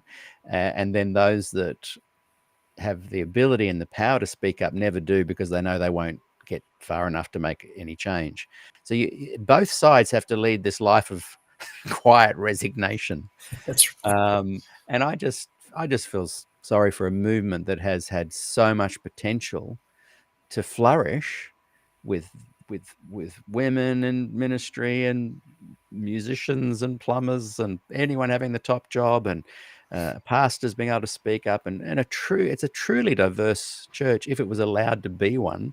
But it just, as we've said, it's a perfect storm where it cannot move ahead, and you have to live this life of subtle resignation at the end of the day. I would love a discussion at the high levels of what kind of dialogue are we comfortable with in our organization? Are we comfortable with a questioning dialogue that ends up still maybe with a question? Or do we have to resolve this and end up resolving it conservatively because we're afraid of what will happen globally if we decide to have a PUC model or an Australian model or a Norwegian model or whatever. Yeah. And I don't think we're ready for that. Ironically, that is why Ellen White helped set up the unions 100% to have the local leaders decide local decisions to relate to local culture. It's a really clever model. So it's there, but it's just the perfect storm never allows it to happen. Yeah. I just want to shift. Thanks for that little segment of our conversation. It really helped me understand a bit more. Well, let me just finish that little section by Yeah. saying, be prepared to be continued. So be prepared to continue to feel frustrated, because I think what we're saying are pretty important things we're touching on. And I think this whole identity question is a very, very important thing. And the globalness, especially at the moment, the globalness and global unity is a very important thing. And I don't see them generating an attitude which says, let's talk in a questioning way. Let's just be very open. I don't honestly believe that we have the full capacity as a church, as individual groups, no problem. I've been in some organizations where, Sabbath school classes and churches and so on, where there's been a real spirit of openness and love and care and acceptance and inclusion, right? But it's pretty rare still, in my opinion. I like that you and I kind of represent someone who yourself stays in the church, but still lives a life that isn't frustrated. When you have a conversation like this, you might get frustrated. And I have left the church, and while I might get frustrated in these conversations sometimes, I'm never frustrated outside of these conversations. Right. So it's not permeating my whole world, and I don't think it's permeating your whole world. I think that's something we have in common there. Apart from Centrelink, I don't have any frustrations really. And even there, I walk in with a smile and I get served beautifully by the people there, because my attitude to them is they're a human being too. Yeah. And so that has a lot to do with how we treat people. No question at all. Before we leave this part of the conversation, I just want to address two things Bronwyn has said, which I thought were very good. And then I want to close with that, you and I talked off on air, where we talked about, Jim Zyderveld, traveler, adventurer, little rebel. I wanted you to just unpack a little bit of that little rebel in that concept of the psychological family perspective. I thought we'd close on that. That was interesting. And I just, this won't totally come up.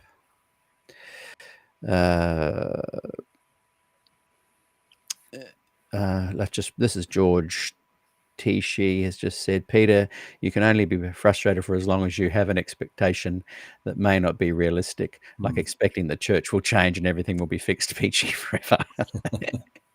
And George, you know me, and you know that I actually don't think it will change, and that's why I left. Bronwyn Reed has said, and if it won't reach the whole thing here, but I'll read what can't be seen. Jan Paulson allowed discussion and difference of opinion, but he did not give his own position. As a friend of his said, he kept his hands in his pockets. In his classes in Newbold, he did not teach the investigative judgment, neither did he stand up. Just got to find where that is, for the ministers who were fired after Glacier View. And that's very true. And I think one thing that Adventism needs, and I don't think has had, is a very, very bold leader that can create a space for both groups. And with the perfect storm scenario, I don't think that can ever happen, because at the core of Adventism is its distinctive, and the distinctive wants the liberals gone. So it's just got to keep going. Yeah, well, see, we've unfortunately or fortunately have also got a theology that says many are called but few are chosen, right? Good scriptural passage. And we talk about the road, the pathway to heaven and the road to hell. And when Jesus talks about, there'll be many people on one and few on the other. So there's a level of justification that if a large part of the church doesn't comply and believe in the traditional views or the conservative views, then what more can we expect? We expect a large amount of people to leave the church. So it's almost a justification for it, rather than saying, what are we doing wrong here? What are we not contributing to the health of the community? No, we've told them what's true. They're leaving. We expect that to happen. I don't like that attitude. That's like we weren't really friends and part of the family together, because now I'm not fighting for you. I'm letting you go. Well, you choose to believe differently, and so you're going to go down to hell, and that's fine, because that's what Jesus predicted. No, yeah, there may be. I don't really care what he meant by, a few making it to heaven and a lot of people not making it at all. That's not my issue, and that's not my responsibility. Yeah. My responsibility is, how do I perform as part of the community to I guess, clarify what are what are the really important things. I'm losing my track a little bit there. Well, I think even though that is a logical thing and way to think about it, even though it's irrational, it is in Adventist DNA to say, "Oh, see, there's those liberals." Ellen White spoke of the shaking. That's They're right. just The proof that shaking. this is That's happening. That's part of the 28 thinking. One quick thing to clarify. Thank you, Bronwyn. As you can see, if you're looking on the YouTube screen, and perhaps even on our screen here, it comes up as Facebook user. Bronwyn didn't say that thing about Jan Paulson. That was Gillian Ford. Hi, Gillian, who said Hi, that. Jill. So, thanks for highlighting that for me, Bronwyn. Ray, I'll be looking forward to reading all the comments as well later, because I'm focusing on you at the moment. I try and encourage the interviewee to focus on this, because they just come up the side of our screen like crazy. Yeah, I can see that. Ray has said from YouTube, something did happen in 1844. The club was started, a club of non-Christian Arians, and he's not meaning Arians as we think of today. Right. Deluded fools believing in fables and fairy tales from hell. All right. Go Ray. All right. Now I wanted Bronwyn. I think Bronwyn asked this one. Just gotta find it. Where is it? Oh, she said, I am interested in your definition of what a prophet is, like Peter. So that is a good question. And I think before I said something about, I don't believe Ellen White was a prophet. Some people within Adventism might say, I don't believe Ellen White was a prophet the same as the canonical prophets, but they believe she was a messenger or a prophet. I don't believe she had any. This is me personally. You did ask my definition, and I know we'll be friends, even though I'm saying this. Bronwyn, after our discussion yesterday, confirmed that. I don't believe God spoke to her in any other way than God speaks to anyone that says something inspirational. But that's just me. I'm not asking Jim to agree or confirm or anything like that. My personal opinion is that she did not have messages from God. I think she had some very inspirational things, and I think Marion Davis and Fanny Bolton helped to polish up some of her plagiarized works and were able to make them incredibly interesting to read. Desire of Ages, I'd love to put a little written by Marion Davis, inspired by Ellen White. So that's my thoughts. Now I can't find where that is to get it off the screen. Where is it? There we go. There are a lot of comments going on there. I think part of the question that you're dealing with there, though, Peter, is I wonder, do we have a true practical view of the prophets of the scriptures even? Because if we're saying Ellen White is X as compared to them, we have to decide on what is them. And all I know is, when I read the scriptures, I see very human people. I don't see perfect people in this role of leadership necessarily. Very human, very mistake-making, very weak at times. And if I compare Ellen White to that model of an ordinary human being who was given special insight, but still raced around and got different ideas, and God would think, oh my goodness, no, let's correct that. I mean, David was the king, right? He did an awful thing with first of all, adultery, then with murder. And what did God do? Left him as king. Mm. You know, a lot of the prophet people made some pretty serious mistakes, but they continued as prophets. So I have no issues with Ellen White being a so-called plagiarist, or whether everything she said was spot on and can be compared 100%. That doesn't bother me. But then again, I'm a more open-minded, I think, perhaps progressive person as compared to those people who need to have everything locked in. And Bronwyn added, Ellen White never called herself a prophet. She called herself a messenger. Agreed. That is true. The church sees her as a prophet, and I think the word messenger can even be held as a higher as a messenger of God. It can often be seen as elevated above a prophet. I've heard people speak on that as well. I don't think even the prophets were actually having verbals with God. Again, my own opinion. So in that way, Ellen can be on the same level as the canonical prophets, in my opinion.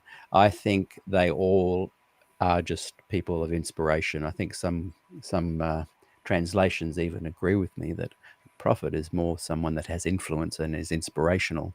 And I'd hate for people to look at my flawed nature and status and think that anything I said had to be equated with that. I think bad people say good things sometimes, and let's go with the things that have been said and often forget about the people.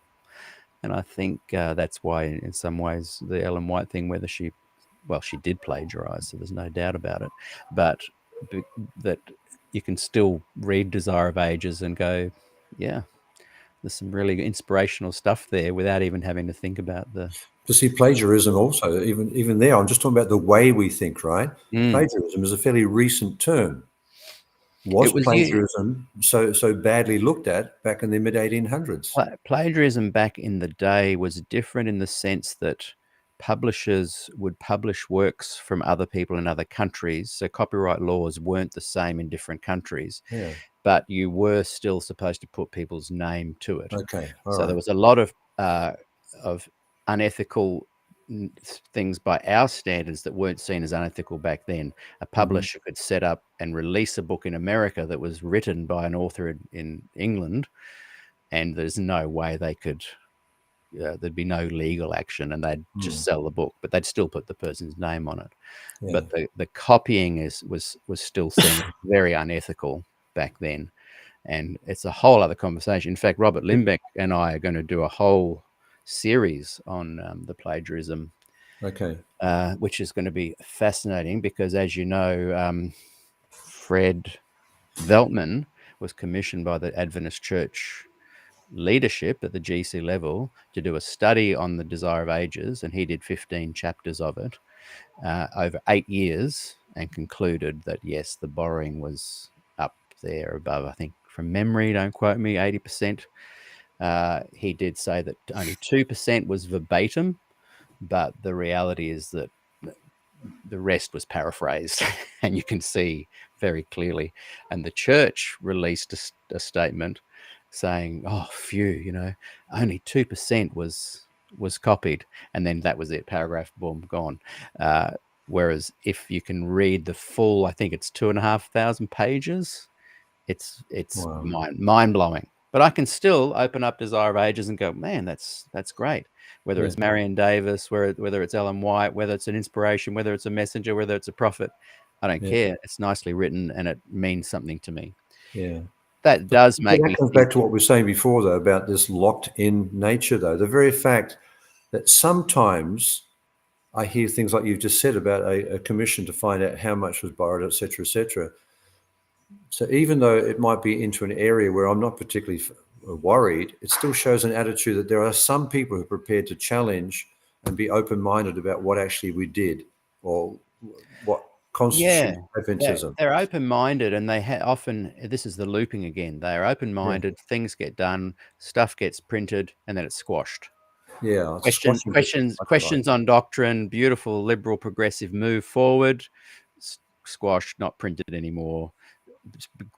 Was ground zero for the concerned brethren to grow and breathe Yeah, new okay. fundamentalism. Yeah. So these things, whereas a healthy church, and I'm saying Adventist church isn't healthy, even though there are pockets and many Mm. healthy people in it. If it was a healthy church, the leadership would allow for this.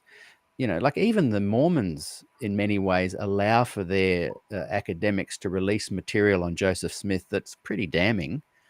But Adventists just almost refuse to do that. I, um, and that what we've said there is kind of another whole conversation, really, but it's Sure. good to touch on it. I just want to bring up this. Remember, I said before that it was Gillian that had said the Jan Paulson comment, and she's written quite a substantial comment there that I will read Mm-hmm. because I enjoy hearing her perspective. Let's see what that perspective is. I think it's a waste of time expecting people to speak out.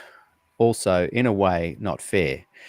It means losing their jobs. The machinery is set in place to stop such people as soon as they speak. Think of what happened to the Branners in 2016. He took a sermon. I'll have to read the rest, unfortunately. He took a sermon at PUC on the book of Daniel from the Bible, was anti-Ford, had no exposure to Des's writing or speaking. Someone said, "You sound like Des Ford." That led to going before a committee and being fired with 3 weeks' pay, I think for about 20 years of service. Both of them were high up in the North California conference. He worked with the Bachelor, participating in programs. Suddenly they are dropped. What a shock. They had a global Wow. following who eventually dropped them, remaining with the church. They now work for the state, but they did learn the gospel. Very, very hard experience to go through. When things like this happen, most of their peers drop people like the Branners. In our case, and she's talking about her and Des now, we never lost a friend and had a lot of support because people love the gospel. So I'm not sure there, Julian, if you're saying people shouldn't speak up because there is a very real opportunity to lose jobs, or if you're speaking up with respect for the Branners for doing so. And I think it's such a personal decision. I never push people to speak up. I just say, if you can speak up, go for it. If you can't, no judgment from me. And My experience with Gillian and Des before is that they were never afraid to speak up. So I don't think she's saying don't speak up.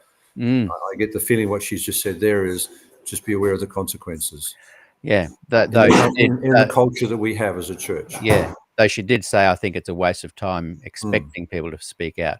And I think what you're saying there, Gillian, is possibly challenging me. Am I expecting people to speak out? And that's a good point Mm. because I can come across like that. So thanks for letting me clarify. I'm not expecting it. Okay. I am someone that would encourage people to speak up if they want to, and yes, go in with your eyes fully open Open. because there is Yeah. a cost. I personally have suffered a cost in every Mm. possible way. Yeah. We Just often having a move ministers on when they're ruffling feathers. And sometimes they ruffle feathers that shouldn't be ruffled because the minister has issues himself. But sometimes the ruffling of feathers are where the culture of the church or the location is just bad. yeah. Yeah, Yeah. anti-Christian almost. Gillian responds to what we've said with, I think it's easy to put a burden on workers to speak up, but the outcome is inevitable in the current climate.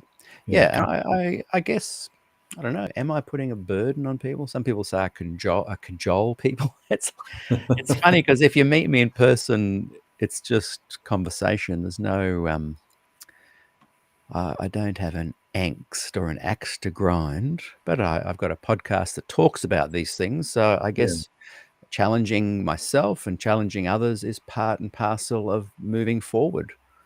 But I'm very much a supporter of people becoming their own person and doing their own thing and just doing what you want to do. That's why my Voice Life Fellowship program is focused on the gospel, so that people can come together on common ground and then go away and make any other decision that you want. Yeah, there's a little expression, we take ourselves too seriously. I know that some people would say, but we have to because we're Christian and we're the last day church, all that kind of language again. But it is one of my observations, and I try to relax a little bit more when I see people getting too caught up, taking ourselves a bit too seriously there. Yeah. You know, how can we? It's real balance, isn't it? I guess it comes back to what I said before. I've got to read it because the more I learn that I have more to learn. And I just love that expression because it gives me permission to say, okay, as soon as we finished, I'm playing table tennis with my grandson for a while. I'm Yeah. not going to go away and research more and more for the next 3 or 4 hours until I've sorted out a question. I've got other things to do. And that's unfortunately what we said before. That's part of the liberal, the progressive kind of mindset, that when we've finished having this debate, we've got other things to do because life continues. And I think I'm personally burdened with the ability to do both of those things. I can spend hours and do spend hours reading this stuff. I love it, I follow it down the rabbit holes like I've followed my interest in the golden era of Hollywood movie moguls and JFK and rock and roll music from 1957 to 1977. Adventism for me is something that I'm just like, whoa, and I read and read. But like you're going to play table tennis. I'm going to go and bounce on the trampoline with the girls after. That's it. But I say I'm burdened with it because people can misinterpret one's enthusiasm and robust conversation with somehow being unhappy with life and being serious. Gillian has just said, Pete, not a rebuke, just saying. And I was meaning, I know you weren't rebuking me, Gillian. I meant that I can come across as if I'm rebuking the people that aren't speaking up. So thanks for letting me clarify. I'm not rebuking, just having challenging conversations, I guess. At some point, we have to learn to live with disappointment. And I think that's a healthy thing to say. It happened, people die and events occur, the whole grieving process, but eventually learning to live with the loss and realizing that life does continue. And so there are things I don't like what I see in the Adventist church, the things I've done that have not been appreciated, I'm sure, in the past. And I wish that other people also could say, all right, that happened, and so let's move on. We still remain human, no matter which way we look at it. We remain human. We make mistakes, and some people hang on to attitudes that are a mistake as far as the health of the congregation is concerned. And so it does mean that some of us might actually not associate with them anymore. Like there are some people who are so dogged on Facebook about some of their particular views. I think, oh, look, I've got other things to do.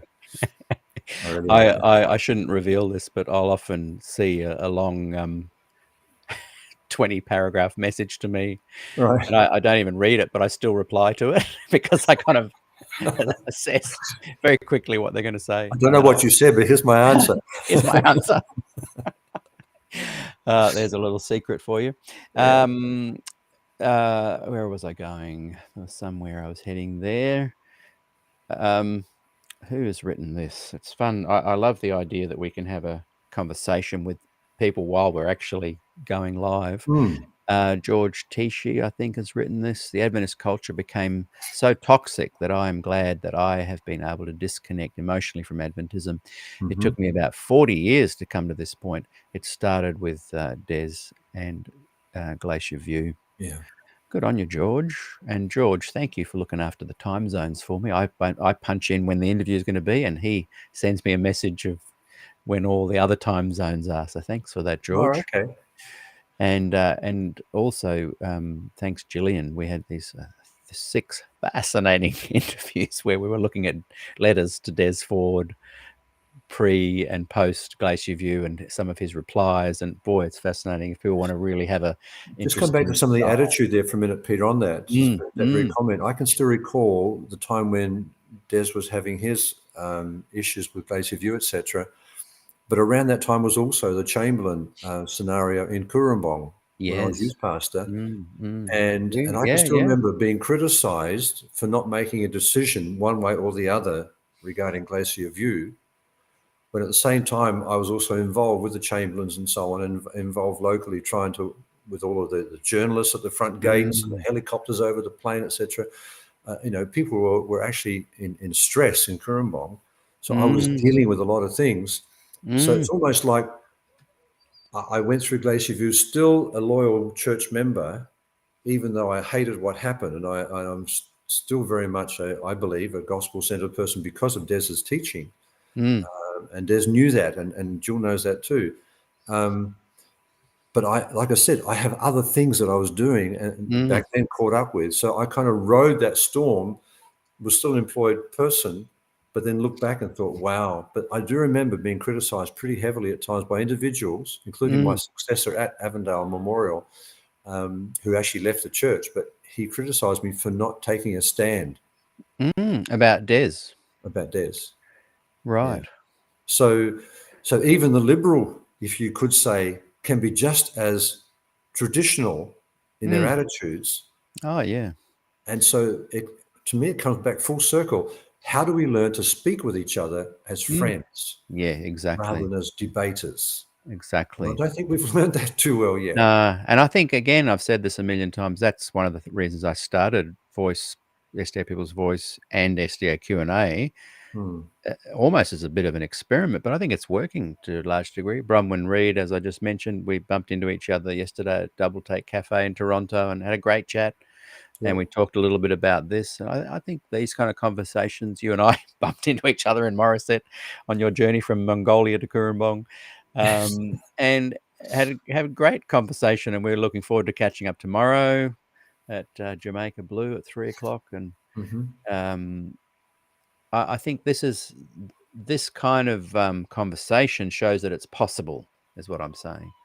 I think the possibility has to still be there, and even though it may not eventuate, because we're also both logical and mature people, we realize there's still a lot of issues to resolve. I think the journey is still very, very important. Yeah. That we continue this so that people can actually, at some point or other, the person I'm talking to hopefully will be empowered a bit more to say, so what do I think about this? How am I going to handle this? What if this happens? What will I do? So it gives them some kind of more ownership of their own life rather than feel they've got to respond only to the status quo. Yeah, I like that's that. not the right word. To the what do you call it? Like your own internal drum. You got to beat to the authenticity that calls to you from conscience. Moto Sapien has written, Jim, again with the incredible quote, we need to talk as friends rather than debate. I don't think Moto Sapien means don't have debate, but do it as friends. Ray has written up,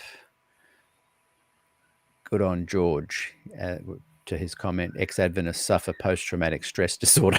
Yeah, I can agree with that.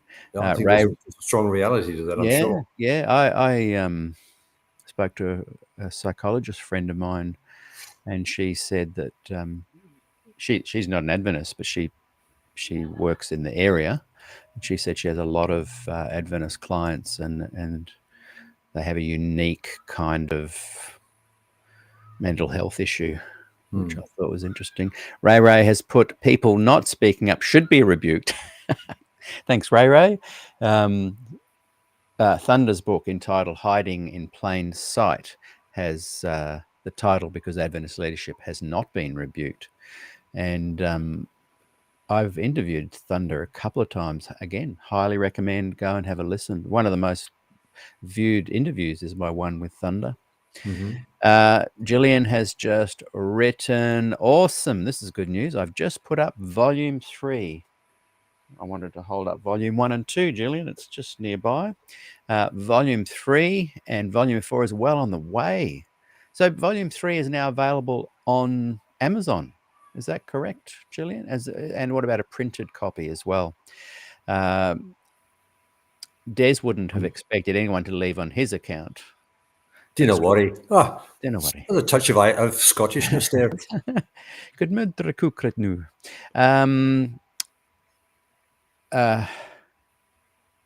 Who has written there? So Deanna, That's true. You can't question anything without being labeled a heretic. Someone else has written, I'll find out who it is. And Gillian has said, yes, it's in print copy already. I'll buy a copy, please. Send me your account. I'll send you my address. This is George Tichy again. I took a stand on Des right after Glacier View when I got his book, studied it, and then that was it. Des was right. We're just having a quick browse here now, Jim. That's right. And I have a very patient grandson. He's been in a couple of times. he's I'll be quick. We'll wrap up. No. Because there was something just said about being labeled heretics. So I wanted to close on this. Jim Zyderveld, traveler, adventurer, little rebel.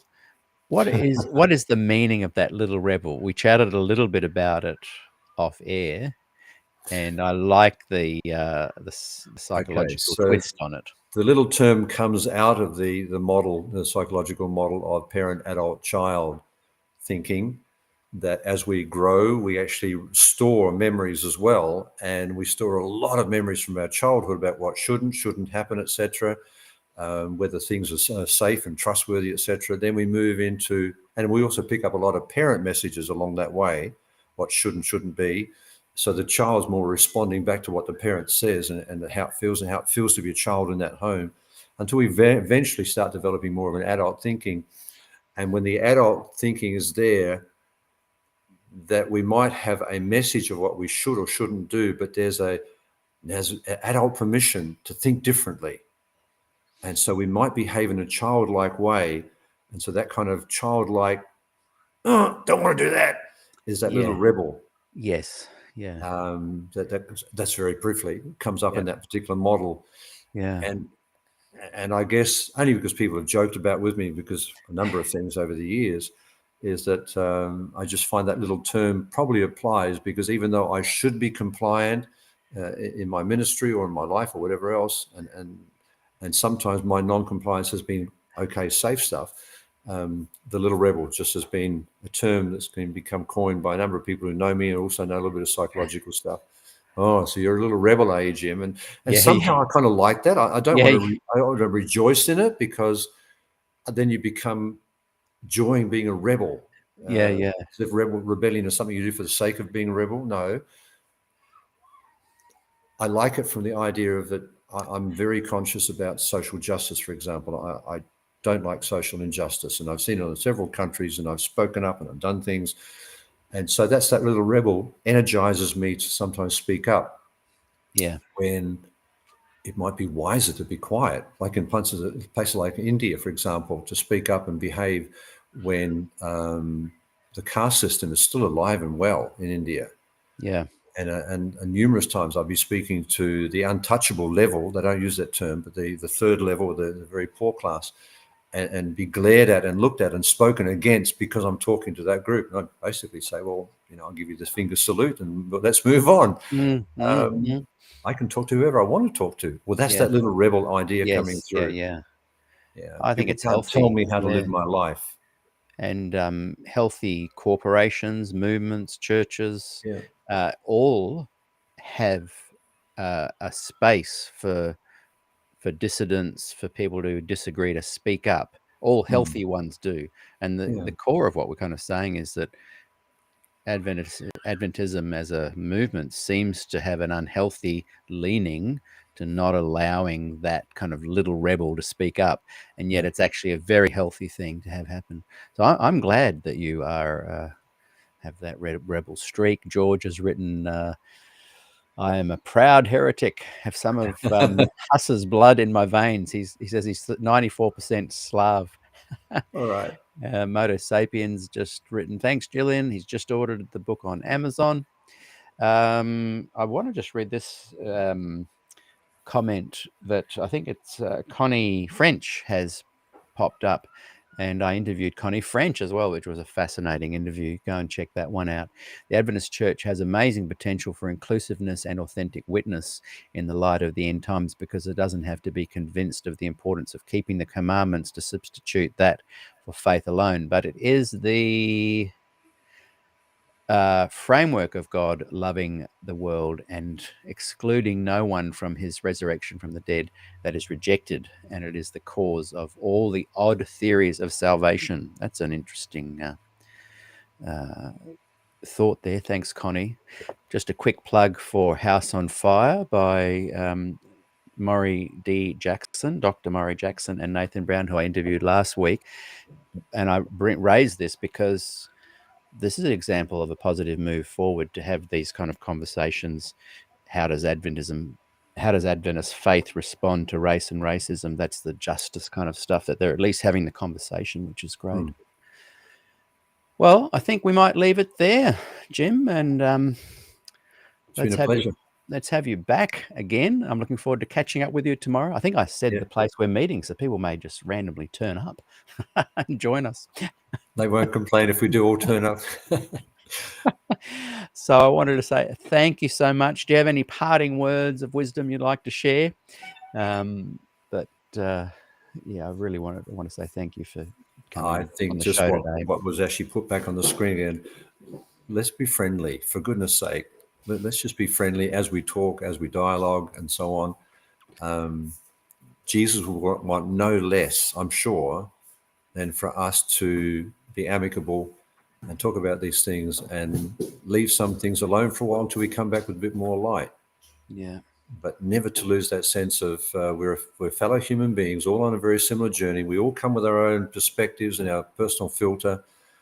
Let's be a little bit more patient with each other and loving. And because for goodness sake, if we are going to make it to heaven, and I have no question that Jesus made that a reality for me to be in heaven forever. Imagine if we can't get on with debating here and we've got eternity to not get on with debating in heaven. My goodness. Oh dear. Hey, well, look, let's leave it for now. Go and enjoy your time with your grandson. Absolutely. Thank you so much for being on the show. And thank you, everyone, for watching. Until next time. Enjoy.